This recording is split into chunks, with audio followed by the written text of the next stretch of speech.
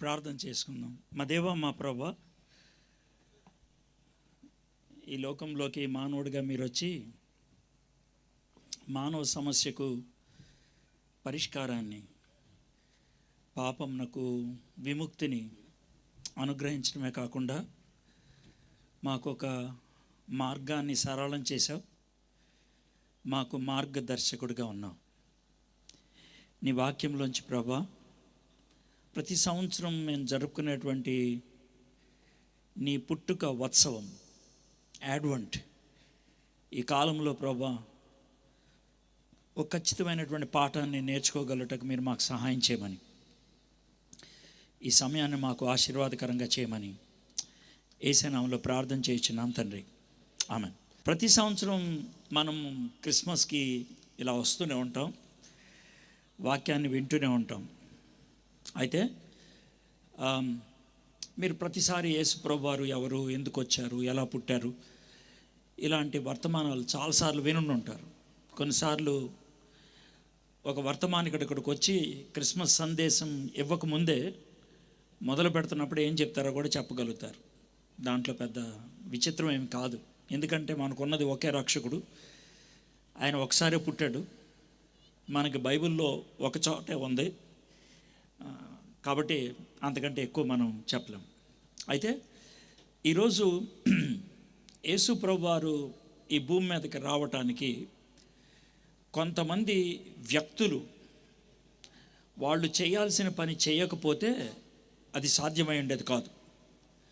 దేవుడు తన యొక్క సార్వభౌమ అధికారంలో మానవుని మీద ఆనుకోవడానికి ఇష్టపడుతున్నాడు. ఆ మాట ఉపయోగించిన నాకు కొంచెం భయం ఉంది, తప్పుగా అర్థం చేసుకుంటారేమో అని. దేవుడు మనిషి మీద ఆధారపడేవాడా అని అంటే, రక్షణ సువార్త నువ్వు అందించకపోతే ఆయన నీకోసం ఎదురు చూస్తూనే ఉంటాడు. ఆయన నువ్వు వెళ్ళు అని చెప్తానే ఉంటాడు. అదేవిధంగా మన లోబడటం అనేది జరగకపోతే, మన విధేయత లేకపోతే ఆయన ఎదురు చూసేటువంటి వాడే. దేవుడు మనకిచ్చినటువంటి స్వేచ్ఛను బట్టి మనల్ని ఆయన బలవంతం చేయడు, బతిమలాడతాడు. సరే, ఆ చిన్న పరిచయంతో యేసుక్రీస్తు ప్రభువారు ఈ భూమి మీదకి ఆయన రక్షకుడిగా జన్మించటం, ఆయన దేవుడు, నిత్యత్వంలో ఉన్నటువంటి వాడు, ఆయనకి ఆది అంతము లేదు, ఆయన సర్వవ్యామి సర్వజ్ఞాని, ఆయన సర్వశక్తిమంతుడు, తండ్రితో సమానుడు, తండ్రి కుమార పరిశుద్ధాత్ములు త్రిత్వమై ఉన్నటువంటి దేవుడు. ఇది మనం నమ్ముతాం, బైబిల్ బోధిస్తున్నటువంటి విషయం. అది దీన్ని వ్యతిరేకించే వాళ్ళు కొంతమంది ఉన్నారు. యేసు ప్రభువారు తండ్రితో సమానుడు కాదని, ఆయన దేవుడు కాదని, ఆయన అడుక్కునేవాడు అని కూడా చిత్రీకరించిన వాళ్ళు ఉన్నారు. బైబిల్ చాలా స్పష్టంగా చెప్తుంది, ఆయన్ని దేవుడు అని ఒప్పింపజేసేది పరిశుద్ధాత్ముడు. ఎవరైతే యేసుక్రీస్తు ప్రభువారిని దేవుడు అని ఒప్పుకోరో వాళ్ళు సాతాను సంబంధులు అని కూడా రాశారు. ఇది బైబిల్లో ఉన్న మాట. కాబట్టి నేను దాని గురించి ఎక్కువ మాట్లాడదలుచుకోవట్లేదు, అది మీకు తెలిసిందే. ఇంకా బహుశా ఇలాంటి క్రిస్మస్ మీటింగ్లు ఈ సంవత్సరంలో చాలా అటెండ్ అవుతారు మీరు.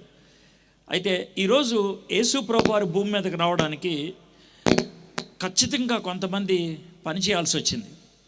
ఒకటి, తండ్రిగా ఈ లోకంలో వ్యవహరించడానికి యోసేపు తన గర్భాన్ని దేవుని చిత్తానికి అంగీకరించి లోబడి తండ్రి చిత్తానికి చావుకు తెగించి అనుమతించినటువంటి మరియమ్మ, దేవదూతలు చెప్పినటువంటి మాటకి లోబడినటువంటి గొల్లలు, తారను చూసి దాన్ని అనుకరించి వచ్చి దేవదూత మాట ప్రకారం వ్యవహరించినటువంటి జ్ఞానులు, వీళ్ళు ఖచ్చితంగా మనం ప్రతి చోట క్రిస్మస్ నాటకం వేసినప్పుడు కానీ ఏదైనా వేసినప్పుడు వీళ్ళని చూపించకుండా మనం ఉండం. వీళ్ళంతా కూడా చాలా ప్రాముఖ్యమైన పాత్ర పోషించారు. వెల చెల్లించడానికి ఇష్టపడ్డారు మరియమ్మ యోసేపులు, విధేయత చూపించడానికి ఇష్టపడ్డారు గొల్లలు జ్ఞానులు. అవకాశం వచ్చినప్పటికీ వదులుకున్నారు ముగ్గురు. ఒకళ్ళు యేసు ప్రభు ఏ ఇంట్లో అయితే పుట్టాడో, ఏ సత్రంలో పుట్టాడో అతను యేసు ప్రభుని దర్శించలా. రెండోది, హేరోదికి సమాచారం ఉంది కానీ ఆయన వెళ్ళలేదు. మూడోది, శాస్త్రులు యేసు ప్రభు గురించి ప్రవచనం తెలుసు, కానీ వాళ్ళు వెళ్ళి చూడలేదు. వాళ్ళు అవకాశాన్ని వదులుకున్నారు. ఈ 3 జాతులు వాళ్ళు ఉన్నారు. అయితే ఈరోజు నేను ప్రాథమికంగా బైబిల్లో ఒక్కసారి కూడా నోరు తెరవనటువంటి ఒక వ్యక్తి, ఒక ప్రాముఖ్యమైనటువంటి పాత్ర, నోరు తెరవలేదు ఎప్పుడు బైబిల్లో. బైబిల్లో ఆయనకి ఒక డైలాగ్ లేదు. ఆయనకి హేరోదికి డైలాగ్ ఉంది, సత్రపు యజమానికి డైలాగ్ ఉంది, జ్ఞానులకి డైలాగ్ ఉంది, గొల్లలకి డైలాగ్ ఉంది, కానీ ఇతనికి డైలాగ్ లేదు. ఈయన మాట్లాడే వ్యక్తి కాదు, పనులు చేసి చూపించేటువంటి వాడు. ఆ వ్యక్తి జీవితాన్ని మనం చూద్దాం. క్రిస్మస్ నేపథ్యంలో ఆయన పాత్ర ఎంత ఉంది క్రిస్మస్లో, దాని నుంచి మనం నేర్చుకునేటువంటి పాఠం ఏంటని ఈరోజు మీకు యోసేపు గురించి చెప్పాలి అని అనుకున్నాను. బైబిల్లో క్రిస్మస్ గురించి 2 రాశారు, అంటే క్రీస్తు జన్మ విశేషాలు 2 రాశారు. ఒకళ్ళు మత్తయి, రెండోది లూకా. మార్కు రాయలేదు, ఎందుకంటే ఆయన పేతురు గారు చెప్తుంటే రాసినటువంటి వాడు మార్కు. పేతురు గారు రోమ్లో ఉన్నటువంటి వాళ్ళకి త్వరితగతిలో సువార్త చెప్పాలనుకున్నాడు కాబట్టి యేసు ప్రభు పుట్టుక గురించి ఇవన్నీ వదిలేశాడు ఆయన. అందుకనే మార్కు సువార్తలో మనకి యేసు ప్రభు జన్మ విశేషాలు ఉండవు. యోహాను భక్తుడు చాలా కాలం తర్వాత రాశాడు. యేసు ప్రభు పుట్టి చనిపోయిన 60 సంవత్సరాలకు రాశాడు. కాబట్టి ఆయన యేసు ప్రభు ఎవరు అనేది రుజువు చేయడానికి ఇష్టపడ్డాడు. కాబట్టి ఈ విషయాలన్నీ రాయటం అనవసరం అనుకున్నాడు. ఇక పూర్తిగా రాసింది 2, మత్తయి, లూకా. మత్తయి యూదులకి రాశాడు. యూదులకి ఏమి రాస్తే అర్థమవుతుందో, యూదులకి ఏమి రాస్తే వాళ్ళు అంగీకరిస్తారో ఆ విషయాలు ప్రస్తావిస్తూ రాశాడు మత్తయి. లూకా అన్యుడు, డాక్టర్ గారు. ఆయన ప్రపంచానికి యేసుప్రభుని పరిచయం చేయాలనుకున్నాడు. కాబట్టి ప్రపంచం ఏం చెప్తే అర్థం చేసుకుంటుంది అని చారిత్రకంగా రాసుకుంటూ వచ్చాడు లూకా. మత్తయి ధర్మశాస్త్రులు, వాళ్ళకంటూ ఒక బైబిల్ ఉంది. దాన్నే మనం పాత నిబంధన అంటాం. పాత నిబంధనలో ఉన్నటువంటి ప్రవచనాలకు నెరవేర్పుగా యేసుప్రభు వచ్చాడు అనేది ఆయన చెప్పాలనుకున్న విషయం. 300 కంటే ఎక్కువ ప్రవచనాలు యేసుప్రభు గురించి ఉన్నాయి. ఒక ఆయన 318 లెక్కేశాడు, ఒక ఆయన 315 లెక్కేశాడు, ఒక ఆయన 356 లెక్కేశాడు. ఏదేమైనప్పటికీ 300కి పైగా ప్రవచనాలు ఉన్నాయి. ఒక మెస్సయ్య వస్తాడని, ఒక రక్షకుడు వస్తాడని, ఒక విమోచకుడు వస్తాడని, ఆ ప్రవచనాల యొక్క నెరవేర్పు చూపించాడు మత్తయి. సుమారు 64 ప్రవచనాల యొక్క నెరవేర్పు మనకి 28 అధ్యాయాల మత్తయి సువార్తలో కనబడుతుంది. ఎందుకంటే యూదులు దానికి ప్రాధాన్యత ఇస్తారు. లూకా ప్రపంచానికి రాశాడు కాబట్టి లూకా రాసినప్పుడు చారిత్రకంగా రాసుకుంటూ వచ్చాడు. కైసరు ఔగుస్తు, కురేని ఇలాంటి పదాలన్నీ ఉపయోగించి చరిత్రలో యేసు ప్రభుని ఇమిడ్చి రాసుకుంటూ వచ్చాడు. ఇది వీళ్ళిద్దరు రాసుకుంటూ వచ్చింది. మత్తయి యూదులకు రాస్తున్నాడు కాబట్టి యూదులకి పురుషుల యొక్క ప్రాధాన్యత ఎక్కువ ఉంటుంది. అందుకనే మత్తయి సువార్తలో మొదటి 2 అధ్యాయాల్లో మనకి ప్రాథమికంగా కనబడేది యోసేపు గురించి. దాంట్లో మరియమ్మ గురించి ఊరిన ఒక సెంటెన్స్ ఉంటుంది అంతే. ఎందుకంటే వాళ్ళకి తండ్రి ప్రాముఖ్యం. యేసు ప్రభు వారికి ఈ లోకంలో తండ్రిగా వ్యవహరించాడు ఆయన. అందుకనే మత్తయి యోసేపు గురించి రాసుకుంటూ వచ్చాడు. లూకా జరిగినట్టుగా రాసుకుంటూ వచ్చాడు. యేసు ప్రభు యొక్క జన్మ విషయంలో ప్రాముఖ్యమైన పాత్ర పోషించింది మరియ. అందుకనే లూకా సువార్త మొదటి 2 అధ్యాయాల్లో మరియ గురించి ఎక్కువ ఉంటుంది. ఊరిని ఒక సెంటెన్స్ యోసేపు గురించి ఉంటుంది. వీళ్ళిద్దరూ రాసుకుంటూ వచ్చారు. మనము క్రిస్మస్ డ్రామా వేసేటప్పుడు వీళ్ళిద్దరి యొక్క వివరణలు తీసుకొని మనము పొందిక చేసి మనము క్రిస్మస్ డ్రామాను చూపిస్తాం. మత్తయి రాజు యేసుప్రభు అని చూపించాడు. అందుకనే తూర్పు దేశపు జ్ఞానుల గురించి రాశాడు. లూకా యేసుప్రభు వారు ప్రపంచమంతటికి ఎవరైతే తృణీకరించబడ్డారో వాళ్ళకి రక్షకుడు అని చూపించాలని ఇష్టపడ్డాడు. అందుకనే గొల్లల్ని పెట్టాడు అందుట్లో. సో ఇది వీళ్ళు రాసుకున్నటువంటి పద్ధతి. ఈ 2 కలిస్తే మనకి పరిపూర్ణమైనటువంటి విషయం అర్థమవుతుంది. ఈరోజు మనం మత్తయి సువార్త మొదటి 2 అధ్యాయాల్లో ఉన్నటువంటి యోసేపు గురించి ఉన్న విషయాలు మనం చూద్దాం. మనకున్న టైం చాలా తక్కువ కాబట్టి నేను మొదటి అధ్యాయాన్ని బాగా వివరంగా చెప్తాను. 2వ అధ్యాయాన్ని ఊరినే అలా టచ్ చేసి వదిలేస్తాను. మీరు కూడా చదువుకుంటే అర్థమైపోతుంది. ఎందుకంటే పూర్తి బ్యాక్గ్రౌండ్ మీకు ఇస్తాను కాబట్టి మీరు కూడా ధ్యానం చేసుకోగలిగితే అట్లీస్ట్ ఈ క్రిస్మస్ సందర్భంలో మత్తయి సువార్త మొదటి 2 అధ్యాయాలు, లూకా సువార్త మొదటి 2 అధ్యాయాలు, ఫిలిప్పీలకు రాసిన పత్రిక 2వ అధ్యాయం, కొలస్సీలకు రాసిన పత్రిక 1వ అధ్యాయం, హిబ్రీలకు రాసిన పత్రిక 1వ అధ్యాయం, యోహాను సువార్త 1వ అధ్యాయం, ఈ అధ్యాయాలు చదివితే కనీసం యేసు ప్రభు ఎవరు, ఎందుకు వచ్చాడు, ఆయన జన్మ విశేషాలు మనకి ఎందుకు ఇచ్చారు అనే దానికి అర్థం అవుతుంది. మీకు ఆల్రెడీ చెప్పినట్లుగా మత్తయి యోసేపు గురించి రాశాడు అని అన్నాను కదా. మత్తయి సువార్త మొదటి 17 వచనాల్లో యేసు ప్రభు యొక్క వంశావళి ఉంటుంది. ఈ వంశావళి లూకా సువార్త 3వ అధ్యాయంలో కూడా యేసు ప్రభు వారి యొక్క వంశావళి ఉంటుంది. ఈ 2 వంశావళులు ఒకట్లాగా ఉండవు, మార్పులు వస్తాయి. కొంతమంది అంటారు, సార్ మీ బైబిల్ అంత సత్యవంతమైంది అంటారు కదా, యేసు ప్రభుకి 2 వంశావళులు ఎలా ఉంటాయి, ఆయన ఒకడే కదా, 2 ఎందుకు ఉంటాయి?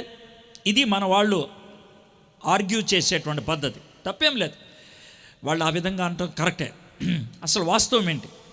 మత్తయి గారు యోసేపు యొక్క వంశావళి ఇచ్చాడు, ఎందుకంటే యోసేపు గురించి రాస్తున్నాడు కాబట్టి. లూకా గారు మరియ గారి వంశావళి ఇచ్చారు. మీరు ఇక్కడ చాలామంది పెళ్లి చేసుకున్న వాళ్ళు ఉన్నారు. మీ అమ్మా నాన్న, మీ జీవిత భాగస్వామి అమ్మా నాన్న ఒకళ్ళు కాదు, వాళ్ళు వేరు వాళ్ళు. మీ ఇంటి పేరు, మీ భార్య ఇంటి పేరు వేరు, మీ వంశావళి వేరు, మీ భార్య వంశావళి వేరు, 2 వంశావళిలు. ఇక్కడ కూడా అంతే. యోసేపు వంశావళి మత్తయి ఇచ్చాడు, మరియ వంశావళి లూకా ఇచ్చాడు. అయితే ఒక చిన్న విషయం, వీళ్ళిద్దరు వంశావళ్ళు కలుస్తాయి. ఎప్పుడు కలుస్తాయి? మత్తయి రాసినట్లుగా యోసేపు, లూకా రాసినట్లుగా మరియా యోసేపుల నుంచి వెనక్కి 28 తరాలు వెనక్కి వెళ్తే 28 తరాలు వెనక్కి వెళ్తే ఒక ఆయన దగ్గర ఇద్దరు కలుస్తారు. ఎవరైనా? దావీదు దగ్గర కలుస్తారు. ఇద్దరు కూడా దావీదు నుంచి వచ్చిన వాళ్ళే. దావీదు గారికి ఒక కొడుకు పుట్టాడు, ఆయన పేరు సొలొమోను. ఆ సొలొమోను నుంచి వచ్చాడు యోసేపు. సొలొమోను తర్వాత దావీదుకి ఇంకో కొడుకు పుట్టాడు, అతని పేరు నాతాను వంశావళిలో వచ్చింది మరియమ్మ. కాబట్టి వాళ్ళిద్దరూ కూడా మేము దావీదు వంశస్థులము అంటే తప్పు కాదు. ఎందుకంటే 28వ తరం దగ్గరికి ఎప్పుడో వెళ్ళినప్పుడు వాళ్ళిద్దరూ కలుస్తారు దావీదు దగ్గర. ఇది రఫ్ పరిచయం, మీకు పరిచయం. ఇక్కడ దాకా మీకు ఒక నేపథ్యం అర్థమైంది. ఇప్పుడు మనం అసలు యోసేపుకి ఏమైంది, ఈ క్రిస్మస్ నేపథ్యంలో ఏం జరిగింది అనే దాన్ని చూద్దాం. మత్తయి సువార్త మొదటి అధ్యాయం 18వ వచనం నుంచి నేను చదువుతాను. 18వ వచనం, యేసుక్రీస్తు జనన విధి ఎట్లనగా, ఆయన తల్లి అయిన మరియ యోసేపునకు ప్రదానము చేయబడిన తర్వాత వారు ఏకము కాకమునుపు ఆమె పరిశుద్ధాత్మ వలన గర్భవతిగా ఉండెను. ఆమె భర్త అయిన యోసేపు. నేను అక్కడితో ఆపేశాను, చదువుతాను. మనం 18వ వచనం నుంచి చివరి దాకా చదువుకుంటూ వెళ్తాం. అయితే ఇక్కడ దాకా నేను ఎందుకు ఆపేశానంటే, బైబిల్ని చదువుకొని బైబిల్లో ఉన్నటువంటి విషయాన్ని అర్థం చేసుకోవాలి అనుకున్నప్పుడు గుడ్డిగా చదవకూడదు, ప్రశ్నించాలి. ఒక విద్యార్థిలాగా ప్రశ్నించాలి, ఒక రీసెర్చ్ స్కాలర్ లాగా మనం ప్రశ్నించాలి. ఇక్కడ ఇప్పటిదాకా నేను చదివినటువంటి భాగంలో కొన్ని పదాలు ఉన్నాయి. ఏంటనంటే, యోసేపు మరియా వాళ్ళిద్దరూ భార్యాభర్తలు అని రాశారు. ఇక్కడ భర్త అయిన యోసేపు, భార్య అయిన మరియా, అంటే వాళ్ళిద్దరూ భార్యాభర్తలు. రెండోది ఏమని రాశారంటే, ప్రధానము చేయబడిన తర్వాత, ప్రధానము అనే మాట ఉన్నది. మూడోది ఇక్కడ వారు ఏకము కాకమునుపు, 3 పదాలు ఉన్నాయి. ప్రధానము, ఏకము కాకమునుపు భార్యాభర్తలు. ఈ మూడు ఒక పొంతంలో ఉండేవి కావు. ఎందుకంటే ప్రదానము చేయబడిన వారిని భార్యాభర్తలు అనరు, పెళ్ళైన వాళ్ళని భార్యాభర్తలు అంటారు. పెళ్ళైన తర్వాత వాళ్ళు ఏకము కావాలి. ప్రధానమైన తర్వాత అంటే కనుక పెళ్ళికి ముందే ఏదో తేడా జరిగింది అంటారు. ఇది మనకు వచ్చేటువంటి ప్రశ్నలు. కానీ ఇది బైబిల్ అబద్ధం చెప్పదు, ఉన్నది ఉన్నట్లే చెప్పుద్ది, జరిగింది ఏంటో చెప్పుద్ది. ఇది జరిగింది. దీన్ని మనం ఎలా అర్థం చేసుకోగలుగుతాం? మనము కాస్త యోధా సంస్కృతిలోకి వెళ్ళాలి. సంస్కృతి, కల్చర్. యూదా సంస్కృతిలో మన భారతదేశంలో ఉన్నట్లే పెళ్ళికి 3 మెట్లు ఉంటాయి. మొదటిది నిశ్చితార్థం, రెండోది ప్రధానం, మూడోది వివాహం. నిశ్చితార్థం అనేది అబ్బాయి అమ్మాయి పెళ్ళిడికి వచ్చినప్పుడు చేస్తారు. భారత సంస్కృతిలో అమ్మాయికి కనీసం 18 ఏళ్ళు, అబ్బాయికి కనీసం 21 ఏళ్ళు ఉండాలి. అప్పటికి వీళ్ళు వివాహానికి రెడీ అవుతారు. గవర్నమెంట్ లెక్కల్లో వాళ్ళిద్దరికి నిశ్చితార్థం చేస్తారు. అమ్మాయి నచ్చింది, అబ్బాయి నచ్చిందని. అయితే వాళ్ళిద్దరిని భార్యాభర్తలు అనరు. రెండోది ప్రధానం. ప్రధానము అనే మాట మీరు గమనిస్తే దాంట్లో ఉన్నటువంటి పదం ఏంటంటే బహూకరించటం. అమ్మాయిని పెండ్లి కుమార్తెగా సిద్ధపరిచి పెండ్లికి తీసుకెళ్ళి పెండ్లిలో ఆ అమ్మాయిని ప్రవేశపెడతారు.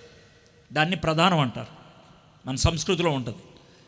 ఈ ప్రధానం జరిగిన ఒక రోజుకో, కొన్ని సందర్భాల్లో కొన్ని గంటలకో మూడోది జరుగుద్ది వివాహం. ఆ వివాహంలో ఈ పెళ్ళిళ్ళు చేసేటువంటి పాస్టర్లు కానీ, రిజిస్టర్ అయినటువంటి వ్యక్తులు కానీ, గవర్నమెంట్ వారు నాకు ఇచ్చినటువంటి అధికారాన్ని బట్టి, దేవుడు నాకు ఇచ్చినటువంటి అభిషేకాన్ని బట్టి వీళ్ళు ఇరువురు భార్యాభర్తలని నేను డిక్లేర్ చేస్తున్నాను అంటారు. ఎప్పుడు పెళ్ళైన తర్వాత. అప్పుడు దాకా వాళ్ళు భార్యాభర్తలు కాదు. ఇది మన భారతదేశంలో ఉన్నటువంటి సంస్కృతి. మీకు అర్థమైంది? ఇప్పుడు యూదా సంస్కృతిలోకి వెళ్దాం. యూదా సంస్కృతిలో కూడా ఈ 3 ఉంటాయి. ఏంటి ఆ 3? నిశ్చితార్థం, ప్రధానం, వివాహం. మనకి నిశ్చితార్థం పెళ్ళిడు వచ్చినప్పుడు చేస్తారు. ఒకవేళ రాజస్థాన్ వెళ్ళారనుకోండి, రాజస్థాన్ సంస్కృతిలో మొన్న ఈ మధ్య దాకా కూడా జరిగింది. గవర్నమెంట్ వాళ్ళు చాలా రూల్స్ పెట్టి ఆపేశారు. ఉయ్యాల్లో ఉన్నప్పుడే నిశ్చితార్థం అయిపోద్ది. ఉయ్యాల అర్థమైందా? అంటే పాపకి 3వ నెల, బాబుకి 8వ నెల, వాళ్ళిద్దరికి నిశ్చితార్థం చేయొచ్చు. 10-11 ఏళ్ళకి పెళ్ళిళ్ళు అయిపోతాయి. 13-14 ఏళ్ళకి తండ్రులు అయిపోతారు. ఇది రాజస్థాన్లో ఉన్నటువంటి సంస్కృతి. దానివలన చాలా అనర్థకాలకు దారితీసింది, చాలా సమస్యలకు దారితీసింది.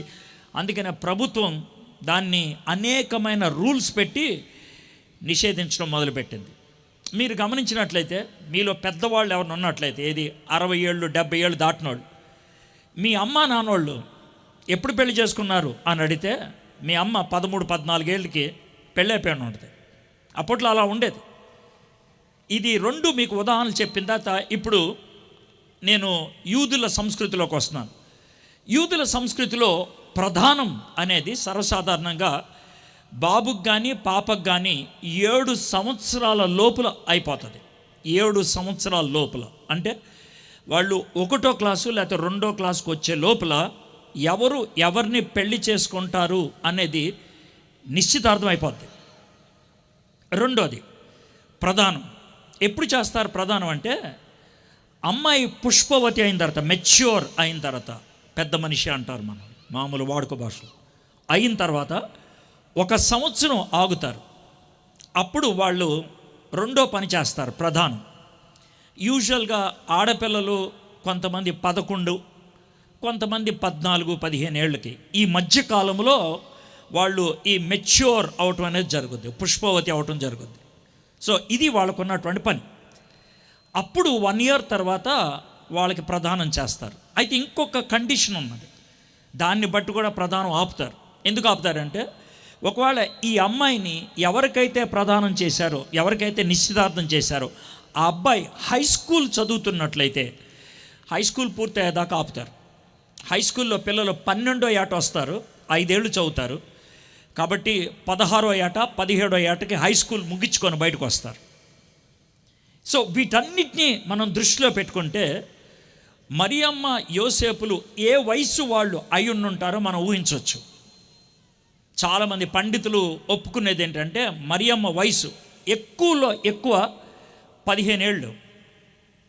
క్రిస్మస్ సన్నివేశాన్ని టైంకి 15 ఏళ్ళు అంటే మరియమ్మ 10వ క్లాస్ అమ్మాయి. యోసేపు బహుశా 17 ఏళ్ళు, అంటే మన భాషలో ఇంటర్మీడియట్ కుర్రోడు. ఒక 10వ క్లాస్ అమ్మాయి, ఒక ఇంటర్మీడియట్ కుర్రోడు, వాళ్ళిద్దరి జీవితంలో జరిగినటువంటి విషయాన్ని ఇప్పుడు మనం ధ్యానించబోతున్నాం. ఆ నేపథ్యంలో ఆలోచించాలి. మనం వాళ్ళ వయసుని మనం పరిగణనలోకి తీసుకోవాలి. దాని నుంచి మనం చాలా పాఠాలు నేర్చుకోగలుగుతాం. మీ పిల్లలకి ఎలాంటి ఆత్మీయత ఉన్నది అని మరియమ్మ యోసేపుల నుంచి మనం నేర్చుకోవాలి. మరియమ్మ యోసేపులు ఆ వయసులో ఎదుర్కొన్నటువంటి ఆత్మీయమైనటువంటి పోరాటం, ప్రభు దగ్గర నుంచి వచ్చినటువంటి ఆదేశాలు, దానికి వాళ్ళు కట్టుబడిపోవటం, దానికి లోబడిపోవటం ఏ విధంగా సాధ్యమైంది, ఈ ప్రశ్నలు వేసుకుంటే మనం ఎలాంటి ఆత్మీయత కలిగి ఉండాలో దీని నుంచి మనం నేర్చుకోగలుగుతాం. సో ఇది ప్రధానం. అయితే మనకి పెళ్ళైన తర్వాత పాస్టర్ గారు కానీ లేకపోతే రిజిస్టర్ ఆఫీసర్ కానీ వీళ్ళిద్దరూ భార్యాభర్తలను డిక్లేర్ చేస్తారు. కానీ యూదుల సంస్కృతిలో, యూదుల యొక్క పద్ధతిలో వాళ్ళు ప్రధానం అయిన తర్వాత చెప్తారు. ఏమనంటే, అమ్మా ఈ రోజు నుంచి ఈయన నీకు భర్త, బాబు ఈ రోజు నుంచి ఈయన నీకు భార్య. ఇది వాళ్ళు చెప్పేది. ఏది ప్రధానం అవ్వంగానే చెప్తారు. చెప్పి ఏమంటారంటే, మీ ఇద్దరికి ప్రధానమైంది, మీరిద్దరూ భార్యాభర్తలు, కానీ మీరు కొన్ని జాగ్రత్తలు కలిగి ఉండాలి. ఏంటది? మీరిద్దరూ దగ్గర అవ్వకూడదు. గట్టిగా కౌగులించుకోవడాలు, ముద్దులు పెట్టుకోవడాలు, కలిసి తిరిగిపోవడాలు జరగకూడదు. ఎప్పుడు దాకా? పెళ్ళయ్యేదాకా. పెళ్ళెప్పుడు అవుద్ది? కనీసం సంవత్సరం తర్వాత అవుతుంది. ఈ సంవత్సరం వరకు మీ ఇద్దరు భార్యాభర్తలే, కానీ ఇలాంటి పనులు చేయకూడదు. సార్ భార్యాభర్తలని అప్పుడే పిలవచ్చు కదా. కుదరదు, ఇప్పుడే పిలుస్తాం భార్యాభర్తలని, కానీ అప్పటి వరకు మీరు దగ్గర అవ్వకూడదు. సరే, ఏ కారణం చేతైనా మేము దగ్గర అయితే, ఏ కారణం చేతైనా అకస్మాత్తుగా మేము కౌగిలించుకుంటే, దాన్ని ఇద్దరు చూస్తే ఇద్దరు సాక్ష్యం ఇవ్వగలిగితే మీ ఇద్దరిని బయటికి తీసుకెళ్తాం. ఏ బయటికి? ఇంటి బయటికి కాదు, ఊరు బయటికి. ఊరు బయటికి తీసుకెళ్ళి అక్కడ నుంచోపెట్టి ఊరిలో ఉన్న వాళ్ళందరూ రాళ్ళు తీసుకొచ్చి ఆ రాళ్ళతో మిమ్మల్ని కొట్టి, మిమ్మల్ని అదే రాళ్ళతో చంపి సమాధి చేసి వచ్చేస్తాం. ఎందుకు సార్ ఇది అని అంటే 2 విషయాలు. ఒకటి పవిత్రత పరీక్షించడం, రెండోది నియంత్రించుకునేటువంటి శక్తి, ఓపిక పట్టే శక్తి, ఆగి ఉండే శక్తి, పర్సీవరెన్స్, పేషెన్స్. ఇవి నేర్చుకోవాలి మీరు. ఈ 2 విషయాల కోసమని మీకు ప్రదానం చేసిన తర్వాత భార్యాభర్తలు అన్నాం. ఈ విధమైనటువంటి ఖచ్చితమైనటువంటి నియంత్రణలు పెట్టడం జరిగింది. ఇప్పుడు జాగ్రత్తమేనండి. మరియమ్మ యోసేపులు 17-15 ఏళ్ళోళ్ళు, వాళ్ళిద్దరికి ప్రధానం అయిపోయింది. వాళ్ళిద్దరిని భార్యాభర్తలు అని అన్నారు. కాబట్టి వాళ్ళు శారీరకంగా ఏకం కాకూడదు. కానీ మరియమ్మ గర్భవతి అయింది. ఇది పరిస్థితి. మరియమ్మ ఎందుకు గర్భవతి అయింది, ఎలా గర్భవతి అయింది లూకా రాసుకుంటూ వచ్చాడు. అది పరిశుద్ధాత్ముడి యొక్క కార్యం, అది దేవుని యొక్క కార్యం. త్రిత్వ దేవుడి గురించి అక్కడ మనం చాలా స్పష్టంగా చూస్తాం. ఇది నా ముఖ్య వాక్య భాగం కాదు, కానీ నేను ఒకసారి చదివి వినిపించాలనుకుంటున్నాను. లూకా సువార్త 1వ అధ్యాయం 35వ వచనం. దూతగారు మాట్లాడుతున్న మాట, పరిశుద్ధాత్మ నీ మీదకు వచ్చును. ఎవరు వస్తారు? పరిశుద్ధాత్ముడు. సర్వోన్నతుని శక్తి నిన్ను కమ్ముకొనును. ఎవరి శక్తి? సర్వోన్నతుని శక్తి. గనుక పుట్టబోవు శిశువు పరిశుద్ధుడై దేవుని కుమారుడు అనబడును.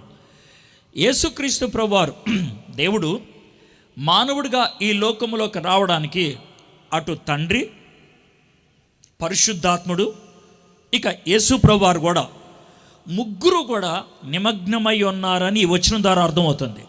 త్రిత్వము, ముగ్గురు వ్యక్తులు చాలా స్పష్టంగా అక్కడ కనబడుతున్నారు. పరిశుద్ధాత్ముడు, తండ్రి అయిన దేవుడు, దేవుడు అనిపించుకునేటువంటి కుమారుడు అనేటువంటి యేసయ్య. సో దీని గురించి నేను ఎక్కువ మాట్లాడతాను, మీరు వేరే క్రిస్మస్ సందేశాల్లో వింటారు. సరే, ఇప్పుడు మరియా గర్భవతి. ఆ విషయం యోసేపు గారికి తెలిసింది. ఆయన ఏం చేశాడో చూద్దాం. మత్తయి సువార్త 1వ అధ్యాయం 19వ వచనం. ఆమె భర్త అయిన యోసేపు నీతిమంతుడై ఉండి, ఆయన గురించి ఒక కితాబ్ ఇచ్చారు, ఒక సర్టిఫికెట్ ఇచ్చారు. ఏమనంటే యోసేపుని నీతిమంతుడు అని. ఆ సర్టిఫికెట్ ఎవరిచ్చారు? ఆయన నీతిమంతుడని ఎవరు రాశారు? సాక్షాత్తు దేవుడు రాయించాడు. ఆయన చెప్పుకున్నది కాదు, లేకపోతే ఆయన చుట్టూ ఉన్న వాళ్ళు చెప్పుకున్నది కాదు. దేవుడే చెప్తున్నాడు నీతిమంతుడని. ఒక వ్యక్తిని దేవుడు నీతిమంతుడు అని ఎప్పుడు అంటాడు? ఒక వ్యక్తిని దేవుడు నీతిమంతుడు అని ఎప్పుడు అంటారు? బైబిల్లో మొట్టమొదటిసారిగా నీతిమంతుడు అని దేవుడు ఒకడు అన్నది ఎవరినంటే నోవాహుని. ఆదికాండం 6వ అధ్యాయంలో ఉంటుంది. మనకి తెలిసి రెండో వ్యక్తి అంత ధీటుగా నీతిమంతుడు అని దేవుడి దగ్గర నుంచి సర్టిఫికెట్ పొందింది అబ్రహాం. నీతిమంతులు. వీళ్ళు ఎందుకయ్యారు నీతిమంతులని? దేన్ని బట్టి నీతిమంతులయ్యారు? జాగ్రత్తగా అనండి. బైబిల్లో పాత నిబంధనలో నీతిమంతుడు అనేటువంటి మాట ఎందుకు ఉపయోగిస్తారు, ఎలా ఉపయోగిస్తారు, ఎవరికి ఉపయోగిస్తారు అని మీరు అడిగితే, దేవుడు ఎంత మట్టుకు వాళ్ళకి చెప్పాడో ఆ తెలిసిందంతా కనుక వాళ్ళు లోబడితే వాళ్ళు నీతిమంతులు. మీరు కూడా గుర్తించండి. మీకు ఎంతైతే అర్థమైందో దాన్ని మీ జీవితంలో పాటించగలిగితే దేవుడు మిమ్మల్ని నీతిమంతుడు అంటారు. కొంతమంది ఏమని చెప్తారంటే, సార్ నాకు బైబిల్ చదివితే అర్థం కావట్లేదు సార్ అంటారు. నేనేమంటానంటే, చాలా సంతోషం. అర్థం కాకపోతే, అర్థమైతేనే తలనొప్పి. పాటించాలి దాన్ని. అర్థం కాలేదు కదా కాబట్టి నువ్వు టెన్షన్ పడక్కర్లా. చదవకపోతే గోప మీద కొడతాడు ఆయన. చదవాలి.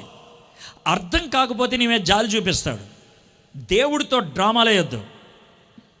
బైబిల్ చదువు, ధ్యానించు. అర్థం కాకపోతే వరి అవ్వద్దు, కష్టపడు. అర్థమైన దాన్ని పాటించు. అర్థం కాకపోతే వదిలే. నోవాహుని దేవుడు ఎందుకు నీతిమంతుడు అన్నాడు? మనకి నోవాహు గురించి ఉన్న విషయం కొంచెం ఉంది. ఆ కొంచెంలో నోవాహుని ఎందుకు అన్నాడు అన్నదాన్ని మనం చూద్దాం. నోవాహు దగ్గర దేవుడు ఒకరోజు వచ్చాడు. బాబు నోవాహు అన్నాడు. ఏంటయ్యా? అక్కడ ఎత్తుగా గుట్ట కనబడుతుందా? అవును ప్రభా కనబడుతుంది. చాలా పెద్ద గుట్ట. Very good. ఆ గుట్ట మీద నువ్వు నా కోసం ఒక పడవ తయారు చేయాలి. నావ చేస్తాను ప్రభా, నావ చేస్తాను. అంటే నువ్వు ఒక మ్యూజియం కట్టమంటున్నావు, నువ్వు ఒక ఎగ్జిబిషన్ కట్టమంటున్నావు. లేదు, నిజమైన నావ. ఆ నావ నీళ్ళల్లో తేలుతుంది. ప్రభా నాకు అర్థం కావట్లేదు, ఇక్కడెక్కడ సముద్రం లేదు. ఇక్కడ నుంచి కనీసం ఒక 500 కిలోమీటర్లు వెళ్తే కానీ సముద్రం రాదు. ఇక్కడ ఎందుకు కట్టమంటున్నావు? పైగా గట్టు మీద కట్టమంటున్నావు. అక్కడ దాకా నీళ్లు ఎలా వస్తాయి ప్రభా? ఇది మనకుండేటువంటి ప్రశ్న. తప్పేం లేదు అలాంటి ప్రశ్న వస్తే. ఎందుకు కట్టమంటున్నావు అంటే, నోవా నీకు మాట చెప్తా, నీకు నీళ్ళు ఎక్కడి నుంచి వస్తాయి? ఎక్కడి నుంచి వస్తాయి ప్రభా? మాకు భూమిలోంచి బుగ్గల ద్వారా నీళ్ళు వస్తాయి. చెట్లకు నీళ్ళు అలాగే వస్తాయి, తాగడానికి కూడా నీళ్ళు అలాగే వస్తాయి. మాకు కావాల్సిన నీళ్ళన్నీ నీటి బుగ్గల్లోంచి మాకు వస్తాయి కదా. నేను ఒక కొత్త మాట నేర్పిస్తాను, విను. ఏంటి ప్రభా అది?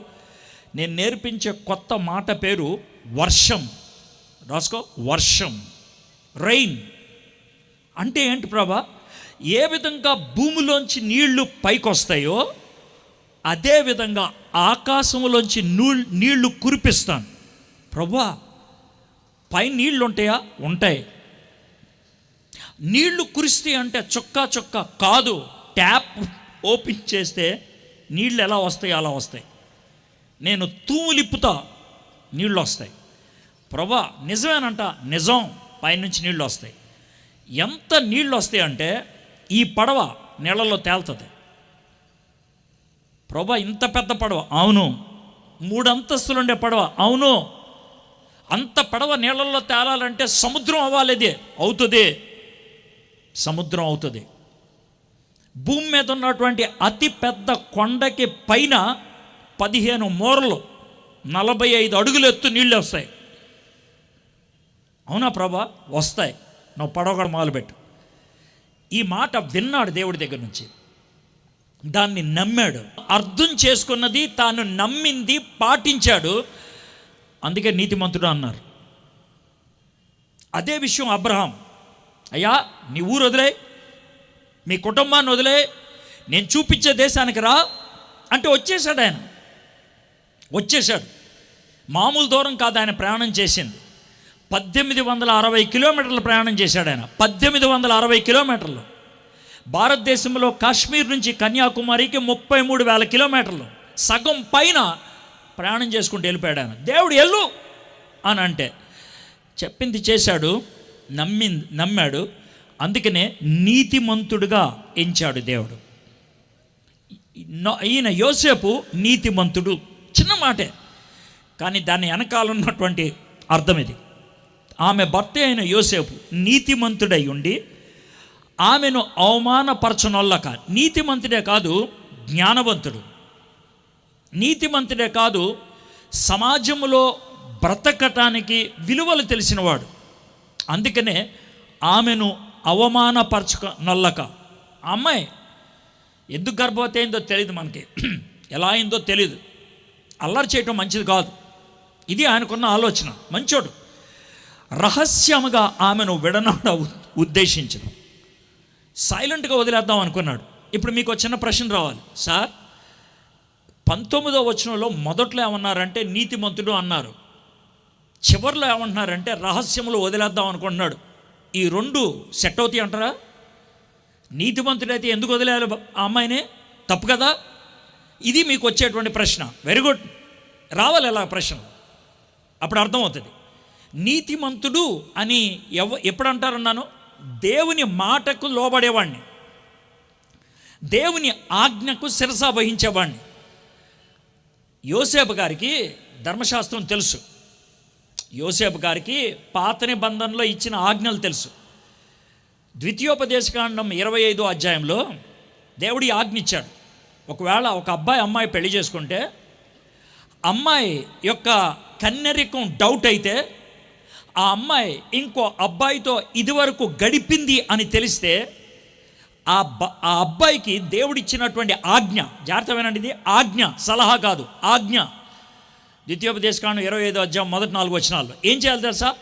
అతడు ఆ అమ్మాయిని తీసుకొని ఆ అమ్మాయి వాళ్ళ నాన్నగారి దగ్గరికి వెళ్ళి, సార్ ఈ అమ్మాయి వర్జిన్ కాదు, కన్య కాదు, ఈ అమ్మాయికి వేరే అబ్బాయితో సంబంధం ఉంది, దయచేసి నన్ను క్షమించి ఈ అమ్మాయిని మీరు తీసుకోండి, నేను వెళ్ళిపోతున్నాను, వదిలేయాలి, వచ్చేయాలి. ఇది ఆజ్ఞ. కాబట్టి ఆ ఆజ్ఞ శిరస వహించాలి అని అనుకున్నాడు. వదిలేయాలి అనుకోవటం చెడ్డ పని కాదు ఆ సంస్కృతిలో. రహస్యంగా వదిలేయాలి అనుకోవటం శ్రేష్టమైన పని. నీతిమంతుడు కాబట్టి ఆజ్ఞకు లోబడి ఉండటం అనేది అవసరం. 18-19 అయిపోయింది. ఇప్పుడు 20వ వచనంకి వద్దాం.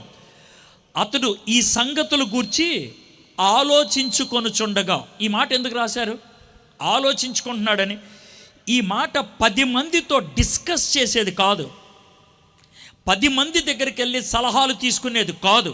17 ఏళ్ల కుర్రోడు, ఇంటర్మీడియట్ స్థాయిలో ఉన్నటువంటి కుర్రోడు, తన కుటుంబ విషయాల్లో ఒక భయంకరమైనటువంటి పరిస్థితి వస్తే ఆయన ఆలోచించుకుంటూ ఉండిపోయాడు. బహుశా దేవా ఏం చేయమంటావు అన్నాడేమో, ఏం చేస్తే పని అవుతుంది అన్నాడేమో, నాకు తెలియదు. ఇలా ఆలోచించుకుంటున్నప్పుడు ఏం జరిగింది? ఇదిగో ప్రభుదూత స్వప్నమందు అతనికి ప్రత్యక్షమై. గుర్తుపెట్టుకోండి, సమస్యలతో సతమతమవుతున్నప్పుడు, చేతకాని వాళ్ళలాగా దేవుడి మీద ఆధారపడాలని ఇష్టపడినప్పుడు, మీరు ఇక్కడున్న వాళ్ళకి ప్రతి ఒక్కళ్ళకి సమస్యలు ఉంటాయి. చిన్నపిల్లలు అవ్వచ్చు, పెద్దోళ్ళు అవ్వచ్చు. ఏం చేయాలో అర్థం కావట్లేదు. మీకు తెలిసి చేయకపోతే దేవుడు ఒప్పుకోడు. మీకు తెలియట్లేదు అంటే కొంతమందికి తెలుసు ఇది చేయకూడదని, తెలిసి కూడా ప్రభా నాకు తెలియదు అని అంటే కనుక నాటకం అది. నీకు నిజంగా తెలియదు, నీకు నిజంగా ఏం చేయాలో అర్థం కావట్లేదా? దేవుడిని ప్రభా ఇది నాకు నిజంగా అర్థం కావట్లేదు, ఏం చేయమంటావు అలా అన్నప్పుడు దేవుడు తనదైనటువంటి శైలిలో, తనదైన పద్ధతుల్లో ఖచ్చితంగా నీకు సహాయం చేస్తాడు. ఆయన నీకు కల ఇస్తాడా, దర్శనమిస్తాడా, ఒక మనిషి ద్వారా సలహా ఇస్తాడా, లేకపోతే నాలాంటి వాడికి ఒక మైక్ ఇచ్చి ప్రసంగం చేపిస్తాడో నాకు తెలీదు. ఏదైనా చేయొచ్చాను, ఏదైనా. యోసేపు సతమతం అవుతున్నాడు. నేను నీతిమంతుడిగా ధర్మశాస్త్రాన్ని పాటించాలంటే ఈ అమ్మాయిని వదిలేయాలి, కానీ ఈ అమ్మాయి మంచిది, ఏం చేయాలి? రహస్యంగా వదిలేనా? ఇలా ఆలోచించుకుంటున్నాడు అంతే. ఏం చేయాలి? నేను ఆలోచించుకుంటున్నప్పుడు దేవుడు దూతను పంపించాడు. వావ్! దేవుని దూత అని అంటే గుర్తుపెట్టుకోండి, కేవలం రెక్కలుండే దూత గురించి ఆలోచించొద్దు. నేను కూడా దేవుని దూతనే. అదేంటి సార్ అంటారేమో, నాకేం రెక్కలు లేవు, కానీ నేను ఎందుకు దేవుని దూత అంటే దేవుడు వర్తమానం పంపించడానికి కాకిని పంపించినా దేవుని దూతే. కాకి, నేను కాకి కంటే బెటరేగా. ఏలియా దగ్గరికి దేవుడు కాకోలాన్ని పంపించాడు, మీతో మాట్లాడటానికి నన్ను పంపించాడు. నేను దేవుని దూతని. దూత అన్నప్పుడు ఏంజల్ అలా ఆలోచించొద్దు, మెసెంజర్. మళ్ళీ ట్రోలింగ్ చేసి ఎడ్వర్డ్ గారు దేవుని దూత అనుకున్నాడు సార్ అనొద్దు. నేను దూత అన్నప్పుడు మెసెంజర్, వర్తమానికుణ్ణి. అర్థమైందా? నరేంద్ర మోడీ గారు తన దూతను పంపించాడు అని అంటారు. ఆడికి రెక్కలే ఉండవు, ఆడి తెల్లగే ఉండడు, బహుశా నల్లగా ఉండొచ్చు, నల్ల కోటు కూడా వేసుకోవచ్చు, కానీ ఆయన్ని నరేంద్ర మోడీ గారు దూత అంటారు. నేను దేవుని దూతని. ఐఎమ్ మెసెంజర్ ఆఫ్ గాడ్, దేవుని యొక్క వర్తమానికుణ్ణి. ఐఎమ్ సర్వెంట్ ఆఫ్ గాడ్, దేవుని యొక్క దాసుణ్ణి. సేవకుణ్ణి అనే మాట కూడా ఉపయోగించడం నాకు ఇష్టం లేదు, దాసుణ్ణి. ఆయన ఏం చెప్తే అది చేయడానికి ఇష్టపడేవాడిని. దూతను పంపించాడు. ఆ దూత ఏం చెప్పాడు? దూత చెప్పిన మాటలో 3 వచనాలు ఉన్నాయి. 3 వచనాలు ఒకేసారి చదివేస్తాను, దాని మీద మనం ఆలోచిద్దాం తర్వాత. దావీదు కుమారుడు అయిన యోసేపు, నీ భార్య అయిన మరియను చేర్చుకొనుటకు భయపడకము. ఆమె గర్భము ధరించింది పరిశుద్ధాత్మ వలన కలిగినది. ఆమె ఒక కుమారుని కనును, తన ప్రజలను వారి పాపము నుండి ఆయనే రక్షించును గనుక ఆయనకు యేసు అని పేరు పెట్టుదువనెను. ఇదిగో కన్యక గర్భవతి అయి కుమారుని కనును, ఆయనకు ఇమ్మానుయేలు అని పేరు పెట్టుదురు అని ప్రభువు తన ప్రవక్త ద్వారా పలికిన మాట నెరవేరునట్లు ఇదంతయు జరిగెను. ఇమ్మానుయేలు అను పేరునకు భాషాంతరము దేవుడు మనకి తోడు అని అర్థం. ఇది ఇక్కడ దాకా దేవదూత చెప్పిన మాట. 24వ వచనం, యోసేపు నిద్ర మేలుకొని ప్రభుదూత తనకు ఆజ్ఞాపించిన ప్రకారము చేసి తన భార్యను చేర్చుకొను. 24వ వచనం చూస్తే ఒక కల వచ్చింది ఆయనకి. ఎన్నొచ్చాయి? ఒక కల. ఎన్నొచ్చాయి? ఒక కల. ఎన్ని? ఏం సార్ ఒక అని ఎన్నిసార్లు చెప్పారంటే, మనలాంటి వాళ్ళు ఎంత దుర్మార్గులు అంటే 10 కళలు వచ్చినా కూడా అక్కడే ఉంటాం మనం. ఈయనకు వచ్చింది ఒక కళ. మనలాంటి వాళ్ళు ఏం చేస్తారు? ఒక్క కళ వస్తే ఆ కళకి భావం ఏంటో ఆ చివరి మొదలు పెడతారు. సార్ మీరేమంటారు? ఈయన అడుగుతారు, మీరేమంటారు? ఈయన మీరు 5గురిని అడిగితే వాళ్ళు 8 జవాబులు చెప్తారు. మీరు చివరికి ఏమంటారు? సార్ ఏం చెప్తున్నారో అర్థం కావట్లేదు సార్ అని మూసేసుకొని కూర్చుంటారు. కానీ యోసేపు ఎవరిని అడగల. ఇక్కడ చెప్పిన మాట, కళ ముగిసింది, కళ్ళు తెరిచాడు, అమ్మాయిని చేర్చేసుకున్నాడు. ఇక్కడ జరిగిన విషయం అది. దాన్ని ఇంగ్లీష్లో ఇంప్లిసిట్ ఒబీడియన్స్ అంటారు. అంటే ఏంటి తెలుసా? తక్షణమే లోబడటం, ఏమాత్రం జాప్యం లేదు. ఇప్పుడు మీరు అడగాల్సిన ప్రశ్న, సార్ యోసేపు గారు 17 ఏళ్ల కుర్రోడు, ఆయనకు ఒక కళ వస్తే ఆ కళను ఆధారం చేసుకొని వదిలేద్దాం అనుకున్న మరియమ్మను చేర్చుకోవడానికి కారణం ఏంటి? ఆయనకి ఎలా తెలుసు వచ్చినోడు దేవుడి దగ్గర నుంచి వచ్చిన దూతని? ఆయనకి ఎలా తెలుసు అందుట్లో ఉన్నటువంటి కళలో ఉన్నటువంటి భావం తాను తూచా తప్పకుండా పాటించాలని ఎలా తెలుసు? మీరు అడగడం తప్పులేదు. ఎందుకంటే నాకు కూడా చాలా కళలు వస్తాయంటే దేవుడి దగ్గర నుంచో దేవుని దగ్గర నుంచో అర్థం కాదు సార్ అనేవాళ్ళు ఉన్నారు.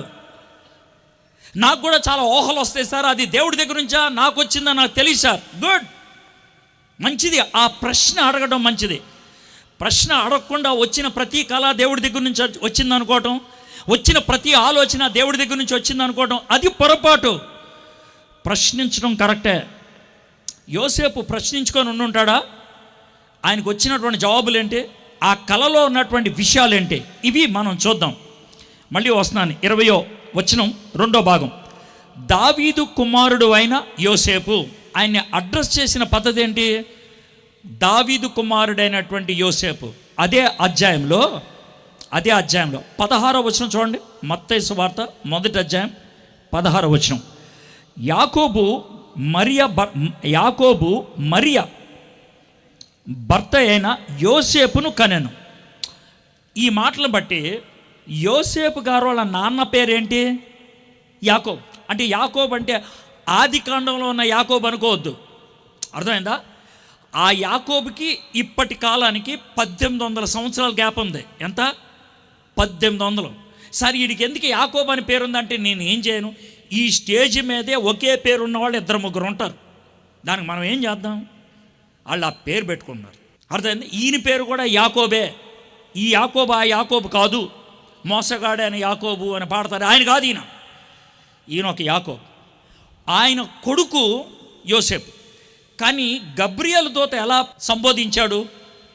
దావీదు కుమారుడైన యోసేపు. ఒకవేళ మా నాన్నగారి పేరు సత్యదాస్ గారి కొడుకైన ఎడ్వర్డు అని అన్నారనుకో, వెంటనే నేనే సార్, నేనే అని చెప్తాను.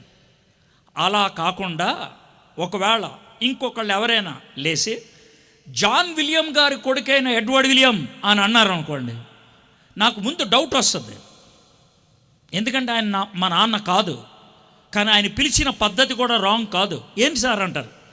మా నాన్నగారి పేరు సత్యదాసే, ఇంకో పేరు లేదు ఆయనకి. కానీ మరి జాన్ విలియమ్స్ గారు కొడుకు అని ఎందుకన్నారంటే మా తాతగారి పేరు జాన్ విలియమ్స్. సార్ మరి మనవడు అనాలి కదా. అవును, మనమైతే మనవడు అంటాం, యూదులు అనరు. ఎందుకన్నారు సార్? వాళ్ళకి ఆ పదం లేదు. ఎందుకు లేదు సార్? నేనేం చేయను దానికి, నేనేం చేయలేను. మీకు చెప్తాను చిన్న ఉదాహరణ. మీకు తెలిసినటువంటి భాష ఇంగ్లీషు, తెలుగు. ఇంగ్లీష్లో సిస్టర్ అంటే ఏంటి? అక్క అవ్వచ్చు, చెల్లవ్వచ్చు. అక్కకి ఒక ఇంగ్లీష్ పదం, చెల్లుకో ఇంగ్లీష్ పదం లేదు. బ్రదర్ ఆడ అన్న అవ్వచ్చు, తమ్ముడు అవ్వచ్చు. ఒక ఇంగ్లీష్ పదం, ఒక తెలుగు పదం లేదు. ఎందుకు లేదు సార్? నేను ఏం చేయను దానికి, ఏం చేయలేను. ఒకవేళ మీ నాన్నగారి చెల్లి అనుకోండి, ఆమెని అత్త అంటారు. మీ అమ్మగారి చెల్లి ఆమెను ఏమంటారు? పిన్ని అంటారు. ఇంగ్లీష్లో 2 పదాలు లేవు, ఒకటే నైస్ పదం ఆంటీ, అయిపోయింది. ఎందుకు సార్ 2 పదాలు లేవు అంటే నేనేం చేయను దానికి. మీకు అర్థమైంది కదా. అదేవిధంగా హిబ్రూ భాషలో, యూదులు మాట్లాడే భాషలో తండ్రి, తల్లి అనే పదం ఉంది. తాతయ్య, నానమ్మ, అమ్మమ్మ, మామయ్య, అత్తయ్య అనే పదాలు లేవు. మరి ఏం చేస్తారు సార్? అత్తయ్యని అమ్మ అని పిలుస్తారు, నానమ్మని అమ్మ అని పిలుస్తారు, అమ్మమ్మని అమ్మ అని పిలుస్తారు, తాతయ్యని నాన్న అని పిలుస్తారు. అంతే, వాళ్ళకున్న పదం అది. యోసేపు, నువ్వు 28 తరాలు వెనక్కి వెళ్తే నీకు ఒకడు తోలుతాడు, వాడి పేరు దావీదు. ఆ దావీదు కొడుకు నువ్వు. ఇది యోసేపు గారు విన్నది. యోసేపు 17 ఏళ్ల కుర్రోడు, కాస్త కొద్దో గొప్ప చదువుకున్నవాడై ఉంటాడు. చదువున్నా లేకపోయినా ప్రతి సబ్బాతు దినాన్న సినగాగుకు వెళ్ళి అక్కడ యాజకులు చదివేటువంటి వాక్యాన్ని వినేవాడై ఉంటాడు. ఆ వాక్యాలలో ఒకడు వినుంటాడు. ఆయన ఏం వినుంటాడు? దేవుడు యూదులలో ముగ్గురిని మహనీయులుగా చేశారు. మొదటిది అబ్రహాము, రెండోది మోషే, మూడోది దావీదు. దేవుడు దావీదుతో సమూయేలు 2వ గ్రంథం 7వ అధ్యాయంలో, దావీదు, బిల్డింగ్ కట్టేది నువ్వు కాదు, మందిరం కట్టేది నువ్వు కాదు, నీ కొడుకు కడతాడు అని చెప్పి దేవుడు ఒక వాగ్దానం ఇచ్చాడు. దాన్ని దేవుడు దావీదుతో చేసుకున్న నిబంధన అంటారు. డేవిడిక్ కవెనెంట్ అని అంటారు. దావీదుతో చేసుకున్న నిబంధన. ఏంటా నిబంధన? నీవు స్థాపించినటువంటి ఈ సింహాసనం మీద నా కొడుకు కూర్చుంటాడు, ఒక కొడుకు కూర్చుంటాడు. ఆ సింహాసనానికి, ఆ రాజ్యానికి అంతం ఉండదు. 7వ అధ్యాయం 16వ వచనం. ఇటర్నల్ కింగ్డమ్, నిత్య రాజ్యంలో ఎవడు ఉండగలుగుతాడు? ఎవడైనా రాజుగా అయితే కొన్ని రోజులు చచ్చిపోతాడు. కానీ ఏమంటాడు తెలుసా? ఆ రాజ్యానికి అంతం ఉండదు. ఆ రాజు ఎప్పుడూ ఉంటాడు. కాబట్టి ఇశ్రాయేలీలు ఒక రాజు కోసం ఎదురు చూస్తున్నాడు, ఒక రాజు పుడతాడని ఎదురు చూస్తున్నారు. ఇప్పుడు యోసేపు దగ్గరికి దావీదు మరి దూత వచ్చి, నువ్వు దావీదు వంశానికి చెందినవాడి, నీ కొడుకులోంచి వచ్చేవాడు, నీ కొడుకుగా వచ్చేవాడు. అర్థమైందా? ఆ నిబంధనను నెరవేర్చేవాడు. Okay okay. యోసేపు దేవుని వాక్యం చదివేవాడు కాబట్టి, దేవుని వాక్యం ధ్యానించేసేవాడు కాబట్టి తనకి ఈ విషయం అర్థమైంది. దేవుడు ఒకవేళ కలలు ఇస్తే, దేవుడు ఒకవేళ దర్శనాలు ఇస్తే, దేవుడు ఒకవేళ వాక్యం ద్వారా నీతో మాట్లాడాలంటే గుర్తుపెట్టుకోండి, నువ్వు వాక్యం ధ్యానం చేసే వ్యక్తివై ఉండాలి. నువ్వు ఎండాకాలం వానాకాలంలో ఒకసారి బైబిల్ చదివి నాకు అర్థం కావట్లేదంటే అవ్వదు. అనుదినము ధ్యానం చేస్తూ ఉన్నట్లయితే ఆ వాక్యం ద్వారా దేవుడు నీతో మాట్లాడతాడు. సరే, ఇది మొదటి విషయం. దావీదు యొక్క నిబంధన నెరవేర్చేవాడు నా ద్వారా వస్తున్నాడు అని అర్థం చేసుకున్నాడు, మొదటిది. రెండోది, నీ భార్య అయిన మరియను చేర్చుకొనుటకు భయపడకము, ఆమె గర్భము ధరించింది పరిశుద్ధాత్మ వలన కలిగింది. మనందరికీ పరిశుద్ధాత్ముడు అంటే బాగా పరిచయం, పెద్ద డౌట్ ఏం లేదు. ఎందుకంటే మనందరం కూడా పెంతుకోస్తు తర్వాత పుట్టినోళ్ళం.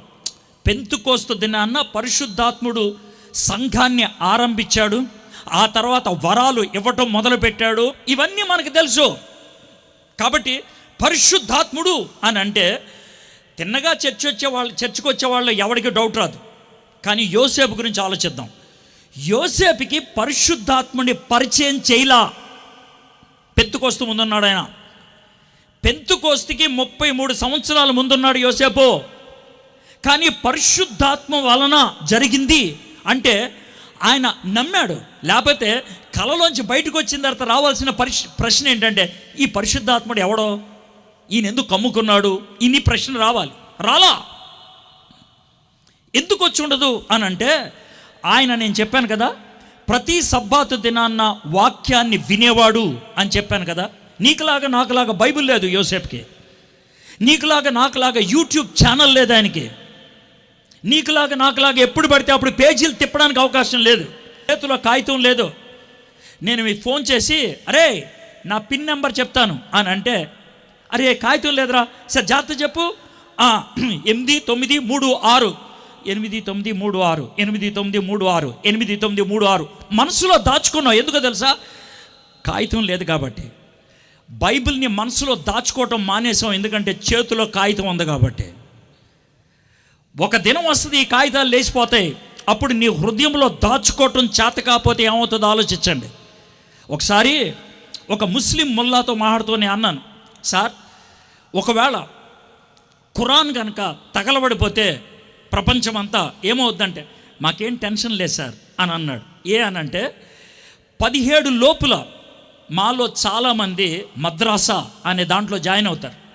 దాంట్లో మేము చేసేటువంటి పని ఒకటే, 114 అధ్యాయాలు కలిగినటువంటి మా ఖురాన్ గ్రంథాన్ని మొదటి నుంచి చివరి దాకా బట్టి పట్టేమని చెప్తాం. ఈరోజు ప్రపంచవ్యాప్తంగా కళ్ళు మూసుకొని మొదటి నుంచి చివరి దాకా తప్పు లేకుండా 114 అధ్యాయాలు వల్లించగలిగే వాళ్ళు కొన్ని లక్షల మంది ఉన్నారు. వాళ్ళకి ఏం చదువుతున్నారో కూడా తెలియదు, ఎందుకంటే ఆ భాష వాళ్ళది కాదు. కానీ వాళ్ళు బట్టి పట్టేశారు. బైబిల్ నీకు అర్థమయ్యే తెలుగు భాషలో ఉంది. తిప్పి కొడితే 14 వచనాలు గుర్తొస్తాయా నీకు? రావు. మనసులో దాచుకున్నాడు ఆయన. సో ఏం దాచుకున్నాడు? యెషయా గ్రంథం 61వ అధ్యాయాన్ని దాచుకొని ఉంటాడు. యెషయా గ్రంథం 61వ అధ్యాయంలో యేసు ప్రభువారు లేకపోతే మెస్సియా గురించి ఉన్నటువంటి ఒక ప్రవచనం. పరిశుద్ధాత్మని చేత నింపబడతాడు, కమ్ముకుంటాడు, ఈ లోకంలో సువార్తను అందించడానికి ఆయన వస్తాడు. ఓకే, దావీదు యొక్క నిబంధన నెరవేరుతుంది. యెషయా గారి ద్వారా ఇచ్చినటువంటి ప్రవచనం నెరవేరుతుంది. అర్థమైంది, ఆయనకి అర్థమైంది. ఇంకేం జరిగిందో చూద్దాం. 21వ వచనం, ఆమె ఒక కుమారుని కనును, తన ప్రజలను వారి పాపము నుండి ఆయనే రక్షించను గనుక ఆయనకి యేసు అని పేరు పెట్టుదువనెను. యేసు యేసు యేసు ఎందుకు పెట్టారు ఈ పేరు? ఈ పేరులో ఉన్నటువంటి అంతరార్థం ఏంటి? ఈ పేరుని ఒక యూదుడు ఎలా తీసుకుంటాడు? ఆ పేరు అంతకుముందు ఎవరికైనా పెట్టారా? ఆ పేరుకు ఒక ప్రత్యేకత ఉన్నదా? ఉన్నదే. ఇశ్రాయేలీలు ఐగుప్తు దేశం నుంచి బయటకు వచ్చారు. వాళ్ళ నాయకుడు మోషే గారికి చాలామంది అనుచరులు ఉండేవాళ్ళు. అందుట్లో ఒక అనుచరుడి పేరు హోషియా అంటే రక్షణ. దేవుడు బహుశా మోషేకి చెప్పండి ఉంటాడు, మోషే, ఈ హోషియా అనేవాడు నీ తదనంతరం ఇశ్రాయేల్ని నడిపించేవాడు అని. అవును, ఇతను నీ లెఫ్టినెంట్, ఇతను నిన్ను నడిపించేవాడు. ఈ మాట చాలా స్పష్టంగా చెప్పుండి ఉంటాడు ఆయన. కాబట్టి అప్పట్లో యూదులు చేసేటువంటి పని ఏంటి చెప్తాను. ఎవరినైనా నా యొక్క తదనంతరం నా అనుచరుడు అని డిక్లేర్ చేస్తే అతనికి ఒక కొత్త పేరు పెడతారు. ఉదాహరణకి సిమియోనికి పేతురు అని పేరు పెట్టాడు యేసయ్య. లేకపోతే ఉన్న పేరును కొంచెం మారుస్తారు, అబ్రహాముకి అబ్రహాము అని పెట్టాడు. లేదా ఉన్న పేరుకి ఏమన్నా జోడిస్తారు. ఇక్కడ జరిగింది అదే. హోషియా అనే పేరు కలిగినటువంటి ఈయనకి జహో అనే మాట కలిపాడు. హోషియా అంటే రక్షణ, జహో అంటే జెహోవా దేవుళ్ళో ఉన్నటువంటి మొదటి భాగం. కాబట్టి జహోషువా అని అంటే యెహోవాయే రక్షకుడు అని అర్థం. ఆ పేరు యేసయ్యకి పెట్టారు. హిబ్రీ భాషలో జెహోవా, హోషియా, జహోషువా అన్నదానికి మనకిచ్చినటువంటి యేసు అన్నదానికి భావం ఒక్కటే. యెహోషువ ఇశ్రాయేలుని వాగ్దానం చేసిన దేశంలోకి తీసుకెళ్ళాడు. యేసయ్య మనల్ని నిత్య రాజ్యములోకి తీసుకెళ్తాడు. ఇది హిబ్రీ గ్రంథకర్త రాశాడు. నిజమైన విశ్రాంతిలోకి ప్రవేశింపచేసేది యేసు. సో ఆయనకి అది కూడా తెలుసు. ఇప్పుడు దాకా 2 వచనాలు చూసాం, 20-21. ఎన్ని విషయాలు ప్రస్తావించాడు ఎవరు? దేవదూత. 1 దావీదుకు చేసిన నిబంధన, 2 యెషయా ద్వారా ఇచ్చినటువంటి ప్రవచనం, 3 ఇశ్రాయేలీయులు ఐగుప్తు దేశంలో నుంచి వాగ్దానం చేసినటువంటి దేశంలోకి ప్రవేశింపచేయడానికి కారకుడైనటువంటి యెహోషువ. తర్వాత ఏం జరిగిందో చూద్దాం. 22వ వచనం, ఇదిగో కన్యక గర్భవతి అయి కుమారుని కనును, ఆయనకు ఇమ్మానుయేలు అని పేరు పెట్టుదురు అని ప్రభు తన ప్రవక్త ద్వారా పలికిన మాట నెరవేరినట్లు ఇదంతయు జరిగిన. ప్రవక్త పేరు రాయలేదు. బహుశా యోసేపుకి ఆ ప్రవక్త ఎవరో తెలుసుని ఉంటారు, అందుకే ప్రశ్నించాల. ఎవరైనా? యెషయా. ఇమ్మానుయేలు, దేవుడు మనకి తోడుగా ఉంటాడు. ఇది కూడా సరదాగా వచ్చిన మాట కాదు. ఇశ్రాయేలీయులు అరణ్యంలో ఉన్నప్పుడు దేవుడు ప్రత్యక్ష గుడారము కట్టించి దాంట్లో ఆయన ఆత్మరూపేణ ఉండడానికి ఇష్టపడ్డారు. ఒక మేఘం వాళ్ళని కమ్మింది, దాని పేరు షకీనా. ఆ మేఘం ఉన్నదంటే దేవుడు ఉన్నాడని అర్థం. దేవుడు వారి మధ్యన గుడారం వేసుకున్నాడు. అదే పదజాలాన్ని యేసు ప్రభుకి ఇచ్చారు. యోహాను సువార్త 1వ అధ్యాయం 1వ వచనం, ఆది యందు వాక్యం ఉండెను, వాక్యము దేవుని వద్ద ఉండెను, వాక్యము దేవుడై ఉండెను. ఇది 1వ వచనం, ఆయన్ని పరిచయం. ఆ దేవుడైనటువంటి వాక్యం ఏం చేశాడు? 14వ వచనం, ఆయన కృపా సత్య సంపూర్ణుడిగా మన మధ్యన గుడారం వేసుకున్నాడు. ఆయన మన మధ్యన నివసించారు, మన మధ్యన టెంట్ వేసుకొని ఉండిపోయాడు ఆయన. ఇమ్మానుయేలు అనే మాటకు అర్థం అది, దేవుడు మనకి తోడుగా. గుర్తుపెట్టుకోండి, ఈ 2 ఒకదాని తర్వాత ఒకటి ఉన్నది. మొదటిదేంటి? యేసు. రెండోదేంటి? ఇమ్మానుయేలు. ఇక్కడ ఉన్నటువంటి మీకు ఒక మాట చెప్పాలి. ఇక్కడ కూర్చున్న మీలో అనేక మందికి ఆయన ఇమ్మానుయేలు కాదు. మళ్ళీ చెప్తున్నాను, ఇక్కడ కూర్చున్నటువంటి మీలో అనేక మందికి ఇమ్మానుయేలు కాదు. మళ్ళీ చెప్తున్నా, ఇక్కడ కూర్చున్న అనేక మందికి ఆయన ఇమ్మానుయేలు కాదు. సార్ ఎందుకు కాదు అంటే, ఎవరికి ఆయన ఇమ్మానుయేలు అవుతాడో మీకు చెప్తా. ఎవరికి ఇమ్మానుయేలు అవుతాడంటే, ఎవరైతే ఆయనను యేసు అని స్వీకరిస్తారో, రక్షకుడు అని స్వీకరిస్తారో, హృదయములో చోటిస్తారో వాళ్ళకి ఇమ్మానుయేలు. నువ్వు ఆయన్ని తృణీకరిస్తే ఆయన నీకు ఇమ్మానుయేలు కాదు. చాలా గుర్తుపెట్టుకోండి, ఆయన పేరు యేసు, నీకు రక్షకుడు. ఆయన ఆ తర్వాత నీకు ఇమ్మానుయేలు. నువ్వు ఆయన్ని యేసు అని స్వీకరించకపోతే నీకు ఆయన ఎలా ఇమ్మానుయేలు అవుతాడు? ఇప్పుడు నెక్స్ట్ ఏం జరిగింది అని ప్రభు ప్రవక్త ద్వారా పలికిన ఆ మాట నెరవేరినట్లు ఇదంతా జరిగింది. ఇమ్మానుయేలు అనే పేరునకు భాషాంతరము దేవుడు మనకి తోడని అర్థం. ఇప్పుడు మీకు అర్థమైందా? నెంబర్ 1, దావీదు నిబంధన నెరవేరింది. నెంబర్ 2, యెషయా ప్రవచనం నెరవేరింది. నెంబర్ 3, యెహోషువ అన్న పేరు ఎందుకు వచ్చింది? అది యేసు ప్రభుకి వర్తించింది. నెంబర్ 4, యెషయా గ్రంథంలో ఇమ్మానుయేలు అని ఆయన పిలుస్తారన్నాడు, అదే మాట ఇక్కడ ఉపయోగించారు. ఈ 4 రుజువులతో ఇది ఖచ్చితంగా దేవుడి దగ్గర నుంచి అని అర్థమైపోయింది. ఎవరికి? యోసేపుకి. అందుకే ఎటువంటి అనుమానం లేకుండా మరియను స్వీకరించడానికి ఇష్టపడ్డారు. దేవుని మాటకి లోబడటానికి ఇష్టపడ్డాడు. అయితే ఆ విధంగా మరియను చేర్చుకోవటం బట్టి, జాగ్రత్త వినండి, ఆ విధంగా మరియను చేర్చుకోవటం బట్టి యోసేపు గారు 3 పనులు చేశాడు. మళ్ళీ చూస్తాను. 20 వచనం, దావీదు కుమారుడు అయిన యోసేపు, నీ భార్య అయిన మరియను చేర్చుకున్నట్టుకు భయపడకు, ఆమె గర్భము ధరించింది పరిశుద్ధాత్మ వలన కలిగింది. ఇది ఆయన చెప్పింది, నువ్వు భార్యగా స్వీకరించు. 24 వచనం, యోసేపు నిద్ర మేలుకొని ప్రభుదూత తనకు ఆజ్ఞాపించిన ప్రకారం తన భార్యను చేర్చుకొని. ఇప్పుడు జాగ్రత్త, యోసేపు మరియను భార్యగా చేర్చుకోవటం, గర్భవతి అయిన మరియను, పెళ్ళి కాకముందు గర్భవతి అయిన మరియను చేర్చుకోవటం అనేది దేనికి సూచన తెలుసా? చావుకి సూచన. చావుకి తెగించాడు. ఒకవేళ మరియను కనుక స్వీకరిస్తే, అరే మీరిద్దరూ ఏదో చేశారా అని ఊరు బయటికి తీసుకెళ్ళి వాళ్ళిద్దరికీ రాళ్లతో కొట్టి చంపేస్తారు. పర్లేదు, నేను దేవుడి మాటకి తల ఒగ్గుతాను, నన్ను చంపేసినా పర్లేదు. ఆ విధంగా చావుకి తెగించాడు. His decision was sacrificial. చావుకి తెగించేటువంటి నిర్ణయం తీసుకున్నాడు ఆయన. యేసు ప్రభువారు ఇప్పుడు నిన్ను నన్ను కోరుకునేది అదే. ఏమన్నా తెలుసా? మీలో ఎవరైనా నన్ను వెంబడించాలనుకుంటే, యేసు ప్రభు అన్నమాట, మీలో ఎవరైనా నన్ను వెంబడించాలనుకుంటే మీ అహాన్ని చంపుకొని, మీ కోరికలను చంపుకొని, మీ సిలువ ఎత్తుకొని నన్ను వెంబడించాలి. సిలువ ఎత్తుకోవటం అంటే ఏంటి? సిలువ అనే మాట మనకు అర్థం కాదు. యూదుల భాషలో సిలువ అంటే, మన భాషలో ఉరికంబం. ఉరితాడుని చేత్తో పట్టుకొని రావాలి, చేతులకి బేడీలు వేసుకొని రావాలి నా వెనకాల. లోకం నిన్ను దోషి అని అంటది, లోకం నిన్ను హేళన చేస్తుంది. దానికి తెగించి వస్తే రా, లేకపోతే వెళ్ళిపో.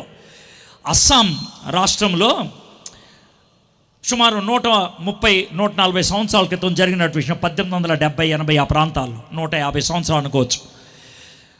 వెల్ష్, యూకే, యునైటెడ్ కింగ్డమ్లో వెల్ష్ అనేది ఒక దేశం, చిన్న దేశం. ఆ దేశం నుంచి మిషనరీలు వచ్చారు అస్సాం ప్రాంతానికి పరిచయం చేయడానికి. ఆ టైంలో అస్సాం ప్రాంతంలో నరమాంస భక్షకులు ఉండేవాళ్ళు, హెడ్ హంటర్స్ అనేవాళ్ళు. అందుట్లో ఒక జాతి పేరు గరో జాతి పేరు. ఆ గరో జాతి మధ్యన ఒక మిషనరీ పనిచేస్తూ ఉంటే ఆయన్ని తరివేశారు, వెళ్ళిపోయాడు. కానీ ఆయన పరిచయం చేసినటువంటి ఆ కాలంలో ఒక కుటుంబాన్ని ప్రభావితం చేయగలిగాడు. అతని పేరు నాకసెంగ్. ఒకే ఒక అతను, నాకసెంగ్, అతన్ని ప్రభావితం చేయగలిగారు. అతను యేసు ప్రభుని సొంత రక్షకుడిగా అంగీకరించాడు. తను, తన భార్య, తన 2 పిల్లలు. అయితే ఆ గరో జాతికి చెందినటువంటి జాతికి ఉండేటువంటి ట్రైబల్ లీడర్ ఉంటారు కదా, అతను పిలిచి, రే ఏంట్రా యేసు ప్రభుని వెంబడిస్తున్నావు అంట? అవును సార్, నేను వెంబడిస్తాను అని అంటే, రే ఈ డిళ్ళు తగలబెట్టేంట్రా అన్నారు. తగలపెట్టేశారు. అప్పుడు పాట పాడటం మొదలుపెట్టాడు. నీ యేసును వెంబడింతును అని పాడటం మొదలుపెట్టాడు. ఆ తర్వాత రే వీళ్ళ కొడుకుల్ని చంపేండ్రా అని అన్నారు. బాణవేసి కళ్ళెదురుగా కొడుకులిద్దరిని చంపేశాడు. నాతో ఎవరు రాకపోయినా నేను యేసును వెంబడిస్తా అని చరణం ఎత్తుకున్నాడు. తన భార్యను చంపేశారు. నా వెనుక లోకాశల్, నా ముందు సిలువ, నా దేదారి అని పాడుకుంటూ వెళ్ళిపోయాడు. ఇంకేం చేయాలో అర్థం కాక నాకసెంగ్ని చంపేశారు. ఒకవేళ అక్కడితో ఆ కథ ముగిసినట్లయితే ఎందుకు చచ్చిపోయాడు అని అనుకునే వాళ్ళేమో. అతను చచ్చిపోయిన తర్వాత ఆ ట్రైబల్ లీడర్ ఆలోచించడం మొదలుపెట్టాడు. రే ఎందుకురా ఆ యేసు గురించి వీడు చచ్చిపోయాడు, ఎందుకురా వీళ్ళు చావుకు కూడా తెగిస్తున్నారు అని కాస్త ఆలోచిస్తే తనకు అర్థమైంది యేసు ప్రభు నిజ దేవుడని. ఆ రోజున ఆ జాతి మొత్తం యేసు ప్రభుని సొంత రక్షకుడిగా అంగీకరించాడు. ఒకడు ప్రాణం పెడితే అనేక మంది తన వైపు తిరగడానికి సాధ్యమైంది. యేసయ్య ఈ లోకములోకి నరుడుగా రావడానికి ఒక వ్యక్తి చావుకి తెగించాడు. ఆయన చచ్చిపోలా, చావుకి తెగించాడు. ఈరోజు ఈ క్రిస్మస్ వర్తమానం ప్రపంచం అంతా అందుబాటులోకి రావాలంటే చావుకి తెగించేటువంటి వ్యక్తులు కావాలి. చావుకి తెగించేటువంటి వ్యక్తులు. ఇంకొక సన్నివేశం చెప్తాను. ఇరియాన్ జయా, అదొక దీవి పేరు. ఇరియాన్ జయా ఇండోనేషియాకి ఆస్ట్రేలియాకి మధ్యన ఉంటుంది. 22 మంది మిషనరీలు వెళ్ళారు అక్కడికి. వెళ్ళిన ఏ వ్యక్తి 2 గంటల కంటే ఎక్కువసేపు బతికలేరు. 2 గంటల లోపల చచ్చిపోయారు. అయితే చార్ల్స్ బ్రౌన్ అనేటువంటి ఆయన, నేను మిషనరీగా అక్కడికి వెళ్తానన్నాడు. దొంగతనంగా వెళ్ళాడు. ఎందుకంటే ప్రభుత్వం నిషేధించింది. తను రాత్రిపూట వెళ్ళటానికి ఇష్టపడ్డాడు. ఎందుకనంటే ఎవరు వెళ్ళినా పగలు వెళ్ళారు, 2 గంటల్లో చంపేశారు. నేను రాత్రి వెళ్తా బాగానే ఉంటుంది, పొద్దున్న వస్తుంది కదా, పర్లేదు. నేను ఆ దీవిలో మోకరించి 12 గంటలు ప్రార్థన చేయగలిగితే దేవుడు కార్యం చేస్తాడు అని రాత్రి వెళ్ళాడు ఆయన. సాయంత్రం 7, 8 ఆ ప్రాంతాల్లో వెళ్ళి ప్రార్థన చేయటం మొదలుపెట్టాడు. 12 గంటలు కాదు, 36 గంటలు ఉండిపోయాడు. ఎవరు రాలా ఆయన జోలికి. 36 గంటల తర్వాత ఆయన పట్టుకున్నారు. చాలా సంతోషించాడు. ప్రభా, నేను 12 గంటలు ఈ దీవిలో ప్రార్థన చేస్తే సరిపోద్ది అనుకున్నాను, 36 గంటలు ప్రార్థన చేయనిచ్చామని. పట్టుకున్నారు. అతన్ని చెట్టుకేసి కట్టేశారు. 2 వ్యక్తుల్ని అటు ఇటు పెట్టారు తన చూడటానికి. ఎదురుగా చితిమంట వేశారు. ఎందుకని? ఆ చితిమంటలో ఇతన్ని వేపుకొని తిందామని. వాళ్ళు ఆ సంతోషంతో వాళ్ళ భాషలో నాట్యం చేస్తూ పాటలు పాడుతున్నారు. అటు ఇటు ఉన్న వ్యక్తులు ఇతను చూస్తూ ఉన్నారు. కొద్దిసేపటికి ఇతనికి చాలా గొప్ప ఆనందం కలిగి ప్రార్థన చేయటం మొదలుపెట్టాడు. నా దేవునికి నా జీవితాన్ని సమర్పిస్తున్నా అని. All to Jesus I surrender అని పాట పాడుతున్నాడు. ఇతనేం పాడుతున్నాడు ఈ ఇరుపక్కల వాళ్ళకి తెలీదు. ఈడేంట్రా పాట పాడుతున్నాడు, వీడు మనకి బిర్యానీ, వీడు పాట పాడతావేంటి, మనం పాడామంటే అర్థం ఉంది వీడు మనకి బిర్యానీగా దొరికారు అని. రేయ్ నోర్మి అని అన్నాడు. ఈయనేం ఆగట్లేదు, అలాగే పాడుకుంటూ ఉన్నాడు. అప్పుడు ఏం జరిగిందో చెప్తాను. ఒక వ్యక్తి అతను పాడుతుంటే నాలిక పట్టుకొని బయటికి లాగి తన నోటితో కొరికి తినేశాడు. నాలిక రక్తం కారుతా ఉంటే ఇంకొక అతను ఆ రక్తాన్ని చీకేయటం మొదలుపెట్టాడు. అయితే ఈయనకి నాలిక కొరికేశారు. కొంత లేదు నాలిక, సగం నాలికతో పాట పాడటం మొదలుపెట్టాడు. ఆల్టో జీసస్ ఐ సరెండర్ అని. వీళ్ళకేం అర్థం కావట్లా, ఏంటి ఇలా చేస్తున్నాడని. అతన్ని పక్కకి తీసుకెళ్ళిపోయారు. ఏం జరిగిందో తెలీదు. 2 రోజుల తర్వాత అతను చనిపోయాడు. కానీ 2 రోజుల తర్వాత వీళ్ళిద్దరూ క్రైస్తవులు అయిపోయారు. ఈరోజు ఆ దీవిలో నరమాంసక భక్షకులు లేరు, క్రైస్తవులు ఉన్నారు. సాక్రిఫైస్. దేవుని సేవ అన్నీ బాగుంటే చేసేది కాదు. దేవుని చిత్తం నాకు వీలుగా ఉంటే నెరవేర్చేది కాదు. యోసేపు తండ్రి చిత్తానికి తల ఒగ్గింది అన్నీ బాగుంటాయని కాదు. తండ్రి చిత్తానికి తన్ను తాను అప్పగించుకున్నది సుఖవంతమైన భవిష్యత్తు ఉంటుందని కాదు. నేను లోబడాలి.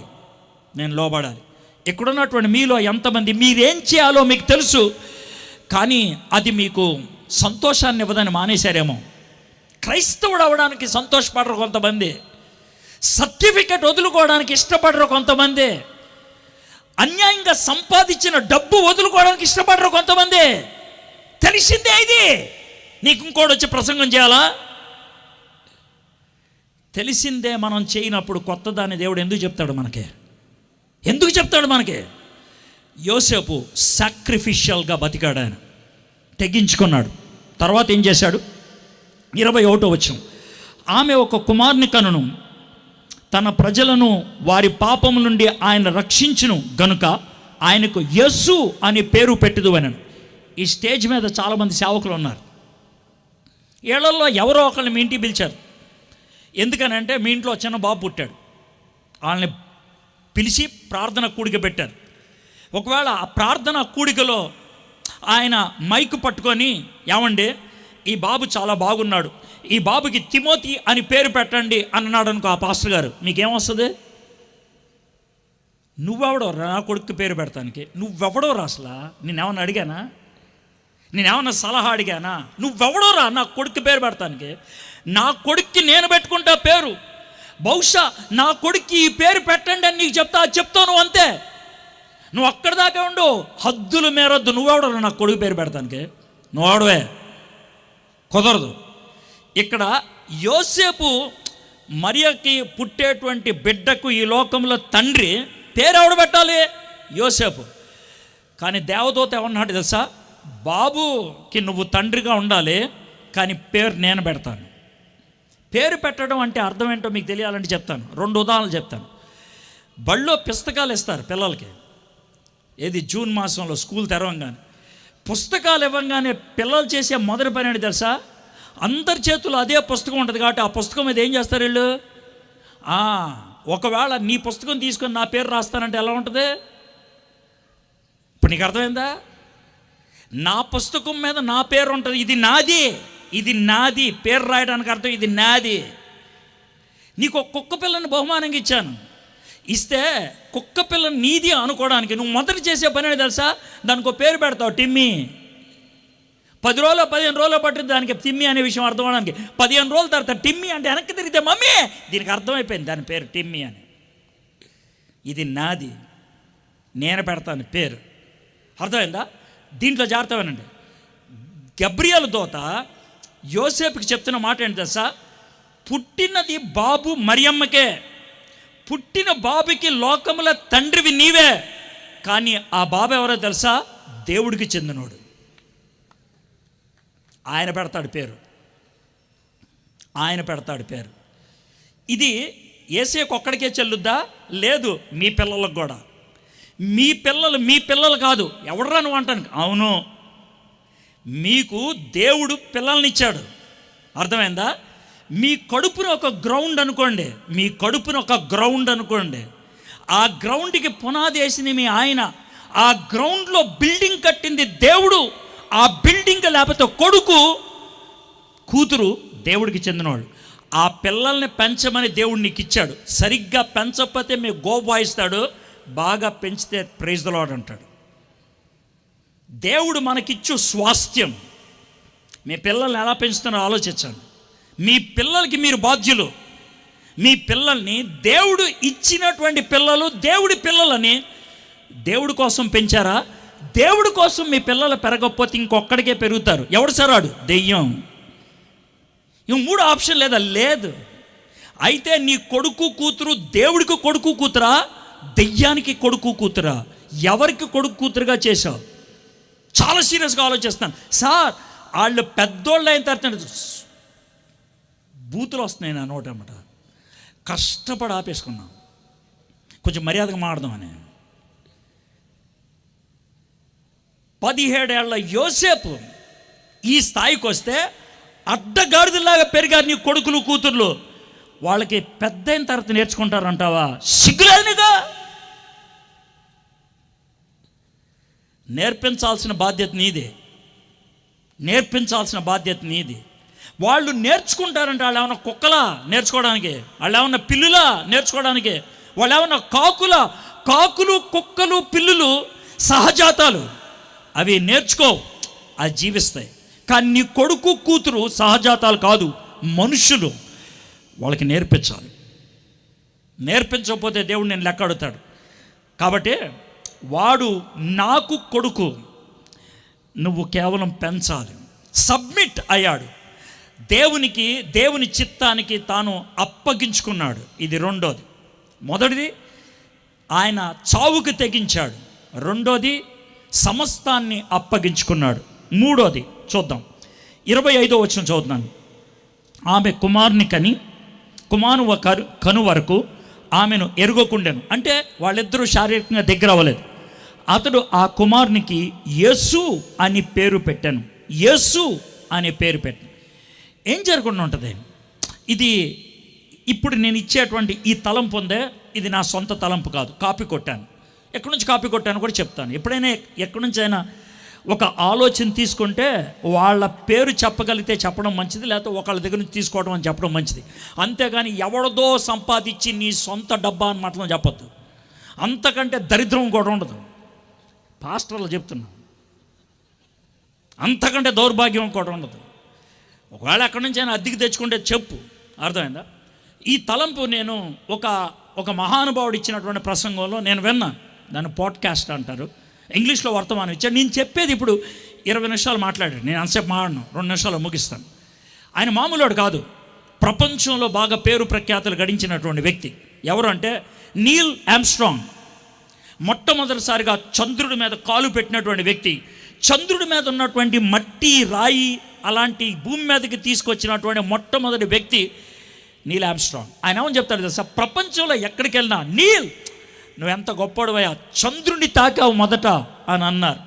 కానీ నేనేమంటాను తెలుసా? నేను చంద్రుడిని తాకాను, నా తర్వాత బోళ్ళు మంది వెళ్ళారు. కానీ నాకు ఒకడంటే చాలా కుళ్ళు అని అన్నాడు, ఒకళ్ళంటే నాకు చాలా ఈర్ష్య అని అన్నాడు. అతను తాకినట్లు నేను తాకలేదు, అతను తాకినటువంటి ఆ సౌందర్యమైన దాన్ని, అంత గొప్పదాన్ని నేను తాకలేదు అన్నాడు. ఏంటి అని మొదలు పెడితే ఆయన చెప్పినటువంటి కథనం ఇలా ఉన్నది. మరియమ్మ యోసేపులు, బహుశా మరియమ్మకి 4వ నెల వచ్చి ఉంటుంది. అప్పుడు ఆమెకి ఈ విషయం తెలిసింది. ఏమనంటే జనాన లెక్కలేస్తున్నారు, ఎవరు ఊరికి వాళ్ళు వెళ్ళాలని. వీళ్ళిద్దరూ దావీదు వంశస్థులు కాబట్టి దావీదు పుట్టిన ఊరు బెత్లెహేంకి వెళ్ళాలి. మరియమ్మ యోసేపులు బెత్లెహేంకి వెళ్ళేటువంటి టైంకి బెత్లెహేం యొక్క జనాభా ఎక్కువలో ఎక్కువ 400 మంది, ఎక్కువలో ఎక్కువ 400 మంది. అంటే మహా అయితే 80 ఇళ్ళు ఉంటాయి అంతే. అది బెత్లెహేం, చిన్న గ్రామం. అక్కడికి వెళ్ళారు. మరియమ్మకి యోసేపుకి తెలిసిన వాళ్ళు ఎవరు లేరు. మీకు ఎలా తెలుసు అంటారేమో, తెలిసిన వాళ్ళు ఉంటే మా ఇంట్లో ఉండని చెప్పి ఉండేవాళ్ళు. ఎవరు పాపా అన్నారు. యోసేపు ఆయన ధనికుడేం కాదు, చాలా పేదోడు. ఏ పేదోడు? వడ్రంగే, చెక్కతో పనిచేసేవాడే, కార్పెంటరే. కానీ 2 రకాలైన కార్పెంటర్స్ ఉంటారు. ఒక కార్పెంటర్ షాప్ ఒకటి ఉంటుంది, ఆ షాప్ బయట ఉండి కార్పెంటర్ పని చేస్తాడు. యోసేపు అలాంటోడు కాదు, పేద కార్పెంటర్. ఎలాగా? ఆయనకు ఒక చెక్క డబ్బా ఉంటుంది, ఆ చెక్క డబ్బాకి ఒక బెల్ట్ ఉంటుంది, ఆ బెల్ట్ మెడ చుట్టూ ఉంటుంది. ఆ చెక్క డబ్బాలో సుత్తి, రంపం అన్నీ ఉంటాయి. రోడ్డు మీద అరుచుకుంటూ వెళ్తాడు, సార్ చెక్క పని ఏమన్నా ఉందా సార్, కిటికీలు బాగు చేస్తాం సార్, మంచాలు బాగు చేస్తాం, రా మా మంచం పాడైంది బాగు చేస్తే అన్ని గోధుమలు, అన్ని బార్లీ గింజలు, అంత నూనె, లేకపోతే అన్ని కాసులు ఇచ్చి పంపిస్తారు. రోజు కష్టపడి ఆ విధంగా పని చేసుకొని ఇంటికి వచ్చిన తర్వాత సాయంత్రం అవన్నీ మరియకిస్తే ఆవిడ వండితే అవి తిని పడుకునేటువంటి పేదవాళ్ళు. 17 ఏళ్ల యోసేపు, 15 ఏళ్ల మరియమ్మ. ఇది వాళ్ళ జీవితం. కొంతకాలం అయిపోయిన తర్వాత వాళ్ళకి ఎవరైతే స్థలం ఇచ్చారో వాళ్ళు చెప్పారు, అయ్యా వెనకాల మాకు పశువులు పాకుంది, అందులో పశువులు ఉంటాయి, పశువులు పడుకోనివ్వండి. పశువులు పడుకున్న తర్వాత స్థలం ఉంటే మీరు పడుకోవచ్చు, పశువుల్ని డిస్టర్బ్ చేయొద్దు, పశువుల మధ్యలో అరవకూడదు, జాగ్రత్త అని పశువుల పాకలో పశువులతో సమానంగా పెట్టారు మరియమ్మని, యోసేపుని. మీరు ఇంత ఆలోచించారు లేదు నాకు తెలీదు. ఎందుకు ఆలోచించారంటే ఈ కాలంలో క్రిస్మస్ అని అంటే సందడి, క్రిస్మస్ అంటే రంగులు, క్రిస్మస్ అంటే కొరియో, క్రిస్మస్ అంటే డ్యాన్సులు, క్రిస్మస్ అంటే తారా జువ్వలు. తప్పని నేను అంటలేదు, పండగ చేసుకుంటున్నారు మీరు. ఆ పండగ వాతావరణంలో వాస్తవాన్ని మర్చిపోవద్దు. మొదటి క్రిస్మస్ అతి ఆందోళనకరంగా జరిగింది, అతి భయానకమైన పరిస్థితుల్లో జరిగింది. రాత్రి 9 అయింది ఉంటుంది. యోసేపు భోంచేసి టయర్డ్ అయిపోయి పడుకొని ఉంటాడు. మరియా యోసేపు ఏంటి మరియా? యోసేపు గట్టిగా అరిచింది. ఏమైంది మరియా? నాకేం అర్థం కావట్లేదు, కడుపు తిప్పేస్తుంది, ఏంటో నీళ్లు కారిపోతున్నాయి, నాకు భయం వేస్తుంది, నాకు ఏడుపు వస్తుంది.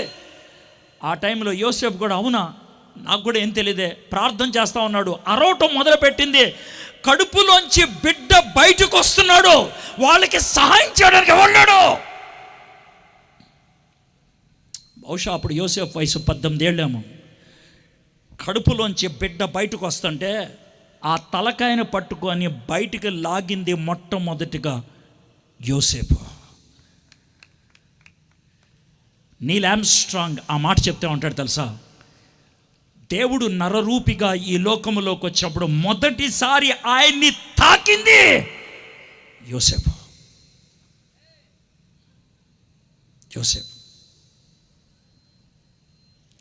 8వ రోజున బహుశా మరియా ఇంకా పచ్చిగానే ఉండుంటుంది, కానీ కష్టపడి నడుచుకుంటా వెళ్ళుంటుంది. యోసేపు పక్కన మరియా యేసు ప్రభుని పట్టుకొని దేవాలయం దగ్గరికి వెళ్ళాడు. అది వాళ్ళకి ఆనవాయితీ, జరగాలి. దేవాలయం దగ్గరికి వెళ్ళి యాజకుడికి ముందు పెట్టాడు. బాబు పుట్టాడా? మొదటి బాబా? అవును సార్. ఏం పేరు పెడుతున్నారు బాబుకి అడిగాడు యాజకుడు. యోసేపు బాబు వెంక చూశాడు, మరియ వైపు చూశాడు. బహుశా మరియ భుజం మీద చేసి ఉంటాడు. యేసు ప్రభుని చూస్తూ మొట్టమొదటిసారిగా ప్రపంచంలో ఒక వ్యక్తి, ఈ బాబు పేరు యేసు. యేసు యేసు అన్న మాటకి అర్థం తెలీదా యోసేపుకి? తెలుసు. ఆయన తన ప్రజలను వారి పాపము నుండి రక్షిస్తాడు కాబట్టి అతనికి యేసు అని పేరు పెట్టండి. యోసేపు ఆ బాబుకి యేసు అని పేరు పెట్టినప్పుడు యోసేపు చెప్పిందని తెలుసా? ఈ బాబు నాకు రక్షకుడు, ఈ బాబు నాకు రక్షకుడు, ఈ బాబు నాకు రక్షకుడు. ఒప్పుకున్నాడు ఆయన. మొదటిది సాక్రిఫిషియల్గా చచ్చిపోవడానికి ఇష్టపడ్డాడు. రెండోది తండ్రి చిత్తానికి తన్ను తాను అప్పగించుకున్నాడు, సబ్మిట్ అయ్యాడు. మూడోది మొట్టమొదటిసారిగా యేసు ప్రభుని రక్షకుడు, సేవియర్ అని ఒప్పుకున్నది యోసేపు. ఎంత గొప్పోడండి ఆయన, ఎంత గొప్పోడండి.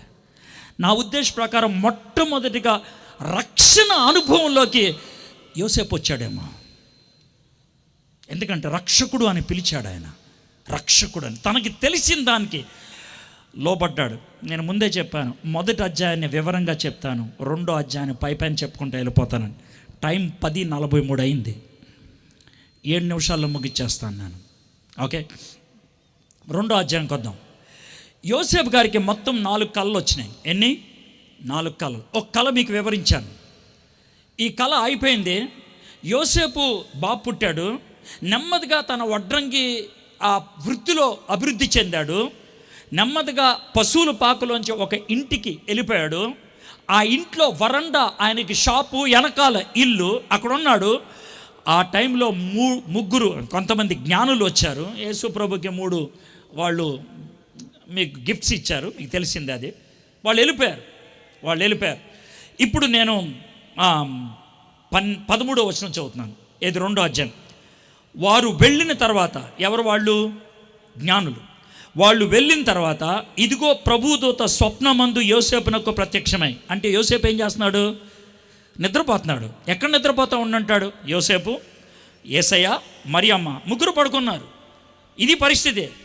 యేసయ్య వయసు బహుశా 6-7 నెలలు ఉంటాయి. అప్పుడు పడుకున్నారు. బహుశా అప్పుడే మరియమ్మ పాలిచ్చి అటు తిరిగి పడుకుందేమో, కొంచెం అలసట తీర్చుకుంటూ. యేసయ్య మీద చెయ్యేసి పడుకున్నాడేమో యోసేపు, నా ఊహ అదే. సడన్గా కళ వచ్చింది. ఆ కళలో ఉన్నటువంటి విషయం ఏంటో మనం చూద్దాం.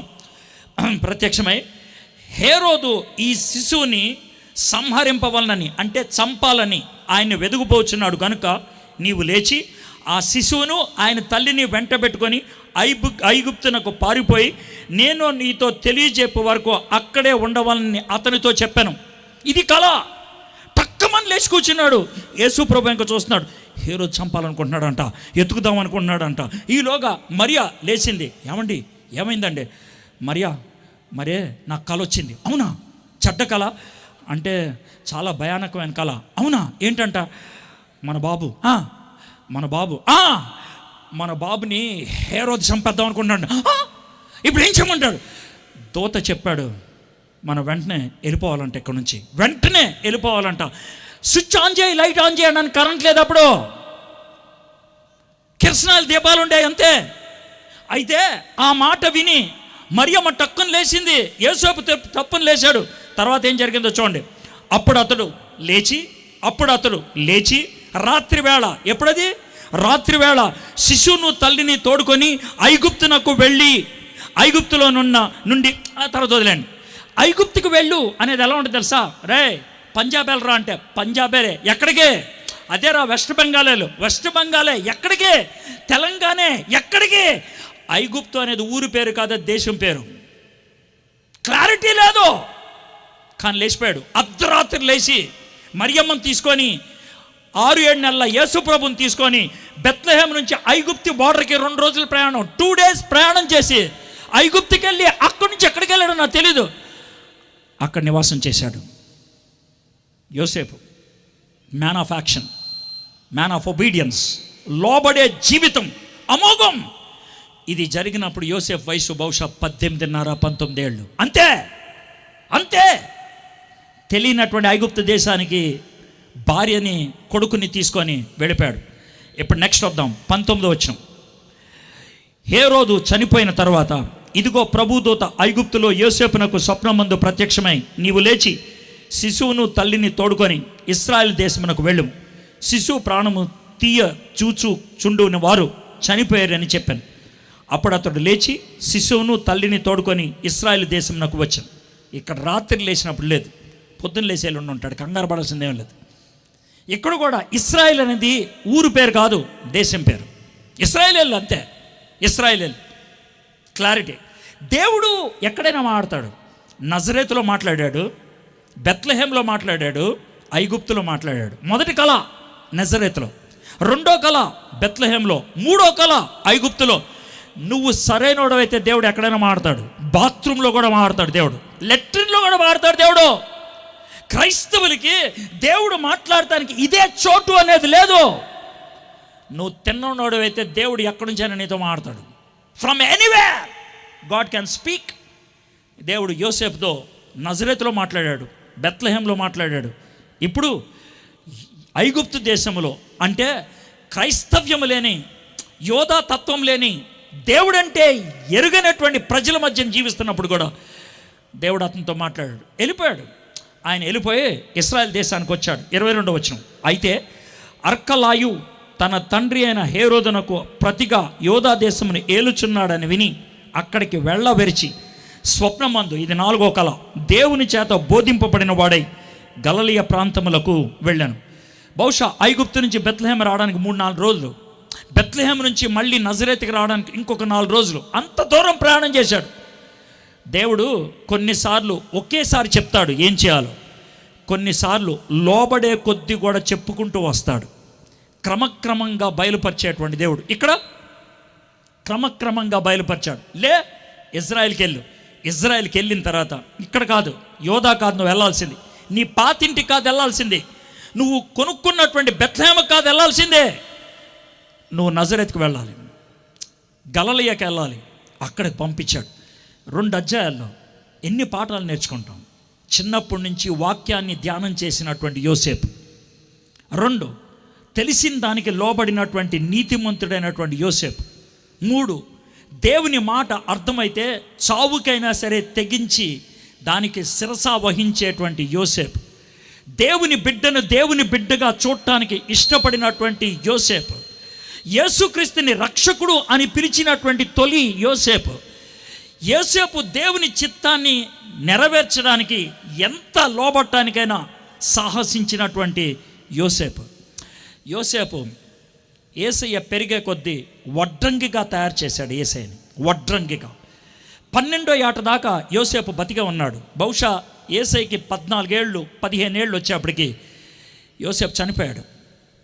యోసేపుకి మరియమ్మకి యేసు ప్రభు కన్య అయిన మరియకు పుట్టాడు. ఆ తర్వాత వాళ్ళిద్దరికీ 4 కుమారులు పుట్టినట్లు మనకి బైబిల్లో దాఖలాలు ఉన్నాయి.